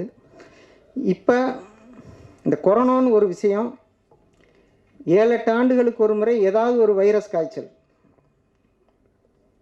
7-8 ஆண்டுகளுக்கு ஒரு முறை உலகம் முழுக்க சிக்கன் குனியான்னு வந்துச்சு. அப்புறம் ஒரு 7-8 வருஷம் கழித்து டெங்குன்னு வந்துச்சு. அதுக்கப்புறம் ஒரு 7-8 வருஷம் கழித்து இப்போ கொரோனான்னு வந்துச்சு. இன்னும் வரும்னு தெளிவாகவே சொல்கிறாங்க. ஐநாவும் உலக சுகாதார அமைப்பும் தெளிவாக சொல்கிறான், கண்டிப்பாக வருது அப்படிங்கிறாங்க. இப்போ நம்ம போன தடவை மிகப்பெரிய ஆபத்தை நம்ம சந்தித்தோம், கொஞ்சம் மீண்டு வந்திருக்கிறோம். ஆனால் அதுக்கான திரும்ப வந்தால் எல்லோரும் இதிலிருந்து முழுமையாக மீண்டு வரணும். தப்பிக்கிறதுக்கு என்ன வழி வச்சுருக்கோம்? இதே ஐசியூ வார்டு, இதே ஏசி ரூமு, இதே காலேஜில் கொண்டு போய் எல்லாம் அடைச்சி வச்சு இதே வழியை தான் செய்யணுமா? அதுக்கான மாற்று திட்டம் நீங்கள் என்ன தீட்டி வச்சுருக்கீங்க? 5394 பேஷண்ட்டை நான் பார்த்தேன். அதோட கொரோனாவுடைய முழு விஷயத்தை நம்ம நேரில் கண்ணில் பார்த்துருக்கோம். அதுக்கு மெயினாக முக்கியமாக என்ன தேவைப்படுது தெரியுமா? மருந்தா, மாத்திரையா, ஊசியா? கிடையாது. மருத்துவர்களா, செவிலியர்களா? கிடையாது. அதெல்லாம் வேணும். ஆனால் அதெல்லாம் விட கொரோனா நோயாளிகளுக்கு, நுரையீரல் பாதிக்கப்பட்டவர்களுக்கு ஒரு விஷயம் ரொம்ப ரொம்ப அவசியம். அதாவது நோயாளிகளின் உதவியாளர்கள். இதுதான் ரொம்ப முக்கியம். அரசு அதிகாரிகளே நல்லா பாருங்கள். அந்த கொரோனா நோயாளிகள் அந்த இருந்த இருக்கையிலேயே, அந்த படுக்கையிலேயே சிறுநீர் மலம் கழிக்கிற சூழ்நிலை தான் இருக்கணும். அவர்கள் நடந்து கழிப்பறைக்கு போனால் நுரையீரல் வெகுவாக பாதிக்கப்பட்டு ஆக்சிஜன் குறையும். இதுதான் நம்ம கண்ணால் பார்த்தது. நம்ம கல்லூரியிலலாம், ஜவஹர் கல்லூரியில் பார்த்திங்கன்னா படுக்கையறை இங்கே இருக்கும், காலேஜோடைய அந்த பாத்ரூம் உங்களுக்கு தெரியும், அந்த கடைசியில் இருக்கும். இங்கேருந்து நோயாளி அங்கே நடந்து போயிட்டு வர்றதுக்குள்ளே ஆக்சிஜன் டவுன் ஆயிரும். நீங்கள் நல்ல மருத்துவர்கள், செவிலியர்கள்ட்ட கேட்டு பாருங்கள், அவங்க உண்மையை சொல்லுவாங்க. படுக்கையிலிருந்து கழிவறைக்கு போயிட்டு வரும்போதே இறந்து போனவர்கள் நிறைய பேர், கழிவறையிலே இறந்து போனவர்கள் நிறைய பேர். அதனால் அடுத்து ஒரு ஆபத்து தமிழ்நாட்டுக்கு வருகிற பொழுது, தமிழ்நாட்டில் எவ்வளவோ நல்ல விஷயங்கள் இருக்குது, எல்லா விஷயத்தையும் நம்ம ஒருங்கிணைக்கணும்னு நான் சொல்கிறேன். அதாவது தடுப்பூசி போடு, தடுப்பூசி போடு, தடுப்பூசி போடுன்னு சொன்னீங்க, எல்லோரும் போட்டோம். அடுத்து இன்னொரு 2வது தடுப்பூசின்னீங்க, அப்புறம் பூஸ்டர்னீங்க, அப்புறம் ஏதோ மாஸ்டர்னு ஏதோ சொல்கிறாங்கன்னு நினைக்கிறேன். இப்படியே போனால் அதை விட திடீர்னு அவன் கம்பெனிக்காரன் வந்து இப்போ நிறுத்துங்கப்பா, இதில் ஏதோ சிக்கல் இருக்குது போடாதீங்கிறான். எப்போ? 1 வருஷத்துக்கு அப்புறம். அந்த மாதிரி விஷயங்களை நம்புங்க. அறிவியல் பூர்வமாக அவங்க செய்கிறாங்க, சரிதான். ஆனாலும் நம்மளுடைய மண் சார்ந்த இந்த மருத்துவத்தை மங்கி போக செய்யாதீர்கள். இந்த விஷயத்தையும் கொஞ்சம் கருத்தில் கொள்ளுங்கள். கொரோனா நோயாளிகளுக்கு நீங்கள் உடனே அங்கே அப்படியே பரவுதுன்னு செய்தி வந்தவுடனே ஆக்சிஜன் ரெடியா, பெட்டெல்லாம் ரெடியா? அதெல்லாம் விட முக்கியமானது என்ன தெரியுமா? நல்ல காற்றோட்டம், சுற்றி மரம் செடி கொடியெல்லாம் இருக்கணும். ஜன்னலை திறந்தால் சுத்தமான ஆக்சிஜன் கிடைக்கணும், சூரிய ஒளி உள்ளே வரணும். அந்த நோயாளிக்கு ஒரு 10 அடி தள்ளி இன்னொரு படுக்கை, இன்னொரு நோயாளி, இந்த பக்கம் 10 அடி தள்ளி ஒரு நோயாளி. அவங்க என்னப்பா நல்லா இருக்கியா, சாப்பிட்டியா, அப்படி பேசிக்கணும். 5 நோயாளிகளுக்கு ஒரு கழிப்பறை நடுவில் இருக்கணும். அந்த கழிப்பறையை சுத்தம் செய்வதற்கு ஒரு நபர் தனியாக இருக்கணும். இந்த நோயாளிக்கு 5 நோயாளிக்கு ஒரு உதவியாளர் இருக்கணும். அந்த உதவியாளருக்கு இரக்க குணம் இருக்கணும், நல்ல மனசு இருக்கணும். அந்த சிறுநீர் மலத்தை அந்த அந்த டயப்பரை அதெல்லாம் எடுத்து வெளியில் போட்டு இவரை சுத்தம் செய்யக்கூடிய அந்த மனப்பக்குவம் கொண்ட இளைஞர்கள் நிறைய பேர் இருக்கிறாங்க. நம்ம கொரோனா வார்டுலாம் அந்த மாதிரி இளைஞர்கள், பெண்கள்லாம் அதில் வேலை செஞ்சாங்க. அந்த மாதிரியான ஆட்களை நோயாளிகளின் உதவியாளர்கள் என்ற பணியை தயவு செய்து உருவாக்குங்கள். அதுதான் எல்லோரையும் காப்பாற்றும். நீங்கள் போடுற தடுப்பூசி, மாத்திரை, மருந்து இதெல்லாம் சரிதான், தப்புன்னு சொல்லலை. அதையெல்லாம் தாண்டி இந்த காலகட்டத்தில் முக்கியமானது நோயாளிகளின் உதவியாளர்கள். ஒன்றும் இல்லை, தைரியமாக நாளைக்கு சரியாக போயிடும் அப்படின்னு பேசக்கூடிய ஒரு உதவியாளர் வேணும். சாப்பாடை எடுத்து கொடுக்கணும், இல்லை ஊட்டி விடணும். படுத்தே இருந்தால் 7 நாளில் அந்த வைரஸுடைய தாக்கம் குறைய குறைய குறைய நுரையீரல் தொற்று அதிகமாகாது. அவர்கள் எந்திரித்து உட்கார்ந்தாலோ நடந்தாலோ அந்த தொற்று அதிகமாகுது, நுரையீரல் பாதிப்பு அதிகமாகுது, ஆக்சிஜன் குறையுது. இதுதான் நடந்த உண்மை. இதை பொதுமக்களுக்கு சொல்லியிருந்தாலே அந்த நோயாளிகள் சில விஷயங்களை கடைபிடித்து கொஞ்சம் பாதுகாப்பாக இருந்திருக்க முடியும். இதெல்லாம் இப்போ நம்ம அரசியல்வாதிகள், நம்மளுடைய அரசு அதிகாரிகள் இந்த விஷயங்கள்லாம் அடுத்து ஒரு விஷயங்கள் வருகிற பொழுது இந்த மாதிரி ஒரு கட்டமைப்பை உருவாக்கினால் அங்கேயே ஆக்சிஜன் இருக்கணும், அங்கேயே ஆங்கில மருத்துவர் இருக்கணும், அங்கேயே நல்ல உணவு கிடைக்கணும், அங்கேயே நம்ம இயற்கை விஷயங்கள் நம்ம சித்த மருத்துவ மருந்துகள்லாம் இருக்கணும். எல்லாமே கலந்து சூழ்நிலைகளை பார்த்து ஒரு நோயாளியின் நிலைமையை பார்த்து அதுக்கான வைத்தியத்தை செய்கிற பொழுது தமிழ்நாட்டை உலகம் திரும்பி பார்க்கும். இதுதான் உண்மை. அதனால் நான் திரைத்துறைக்கு வந்தது ஏதாவது ஒரு மக்களுக்கான நம்ம சமுதாயத்தில் கண்ணில் பார்த்துக்கிட்டு இருக்கக்கூடிய ஒரு விஷயத்தை இந்த திரைப்படத்தின் மூலமாக நம்ம சொல்லணும். இதுதான் என்னுடைய நோக்கம். அதுக்கு தான் திரைப்படத்துக்கு வந்தோம். அதை ஓரளவு நம்ம சொல்லியிருக்கிறோம். அது நீங்கள் படம் பார்க்கும்போது உங்களுக்கு தெரியும். நன்றி, வணக்கம்.